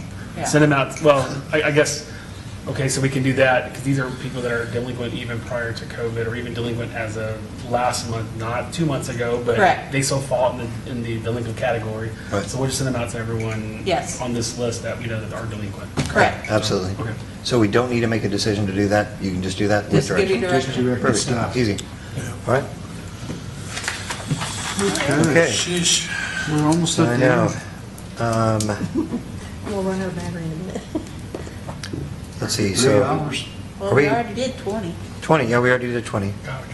Um, Now, if you want, I was just gonna say, I know you came back out and stated that y'all wanted to start that process up. It's up to you if you want to make a motion or not, because we already. You've already got indicated what you direction. want to do. so- Right. We already did that, Yeah. so, yeah, I think that one's good. Yeah. So we'll pass You on gave that one. direction. Discussion of future agenda items. What do we miss? I feel like we've been here for 3 hours, how did we miss Next anything? week, we're supposed to have our next work session for the budget. What day are we doing this? Because I haven't heard anything. It was on the 9th. I believe Councilman Carey is back, the 7th All's good. or 8th, and we I'm were, driving back from Georgia on the 7th. so Okay. the 9th And we were is gonna good. have it on- So I okay. do have a question. John should be back on Monday, but he needs to go get retested. And he's going to go today to schedule an appointment, but that may take up to again, 3 to 5 to 7 days to get the results back because they're Right. taking a while.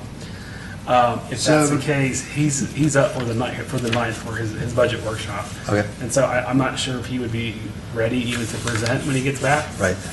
Just because he needs to go back and get retested. Absolutely. So There are the other departments. She said, do you mind if we shift? so we No can problem. maybe possibly do airport. Yeah. Oh, that's a great one, yeah. Yeah. Because we got a lot of stuff going on. Pardon? Okay. Yeah. What time? I believe we had it for 5 unless y'all want to do it sooner. Well, I'll do it sooner. Let's get rid of everybody else. I'm sorry, Deborah. Okay, I tried. Deborah's highly recommended. The general fund, that's an all-day one. There's about 10 different departments that we're going to have to, and we've done it like that in the past, not that we can do it, but it's pretty much an all-day event for that general fund one because it's big. We may come back with you a couple of dates. Yeah. And I hate to say weekend because it hurts me. What time on July 9th? 5 o'clock. 5 works, yeah. 5. You guys good with that? Yep. 5 on No, the no, ninth? no. Okay, great. Y'all like hey, we're going to begin at 5, we're going to end by this time? I think Yes. that's Oh, good. I like that a lot, yeah. And if we don't get done, then we'll come back to it. Just but as I long like as that it. number isn't like No, 10. good. No, good. Perfect. Good. All right, awesome. I'm totally good with end times. Okay, thank you. Okay, anything else? Nope. future Right. agenda items, I'd like for the city staff, that's you or Leroy, Yes, sir. to come and give council an update on code enforcement. What's going on, what's actually going on, Okay. and how many code enforcement cases you're doing, and what's the outcome of those. But because I get a lot of feedback that, we're not doing anything on code enforcement. So, I mean, everything is supposed to be done. We want an update from code enforcement. Okay. I believe she's going to go next week to test, actually, to get her certification, because they had to wait because of COVID. So is that what we're waiting for her to, and then if she's haven't been doing anything, then give us what the plan is. No, she's No, but she's doing been some working, stuff. but, Okay. no, absolutely, she's a hard worker. But we'll Right. come back at the next one just with an update as far as what code enforcement is doing and what projects are I know working they on. did some work in my neighborhood. Yeah. Do we need something on the sound ordinance? Yeah. Or is that, Lloyd's ordinance? Yeah, it's going to be ready tomorrow. I will send it to you. Okay. You going to send it to the attorney or? I can send it if She you can send it send to it, me. Because Is that- it's quite lengthy. is that a council item, or is that Yes. a? Okay. Oh, yeah, we have to, Small portion of that noise ordinance stuff. anything we change on it, it's an ordinance and we'll have to bring it back and you'll have to amend it, so. Right. yeah. It'll be, I don't know if she can get, I guess if it's just a small thing and she can review it, we can always get it on the 14th. Basically, we're going to take the decibel levels out of the Okay. ordinance, that way we can go in and. Okay. And everybody's aware of why we're doing this, right? Oh, yes. No, Yep. I'm not. The last meeting. The last Lady meeting. got Last up and meeting. talked- I'm sorry? The lady who got up and talked to us about the last meeting about her neighbor. Oh, yeah, okay. yeah. Okay, I'm with, so that's pertaining to this. Yeah, it's a shame when you have to So force does it people give to you be more good bite, neighbors. is what you're saying? Well, let us go in and, be nice the first time and say, please turn your music down, if we have to come back, you could receive a citation. And if they've got a scanner, and they've got a radio, and they're playing the game, when we show up, they turn everything down so we don't hear it. Oh, But I can just go off her complaint now, if I take that decimal thing, and I say, if she calls me again, then that kind of puts a burden back on them today. do you like that? I do. Okay, Because good. right now, you see what we have a very frustrated.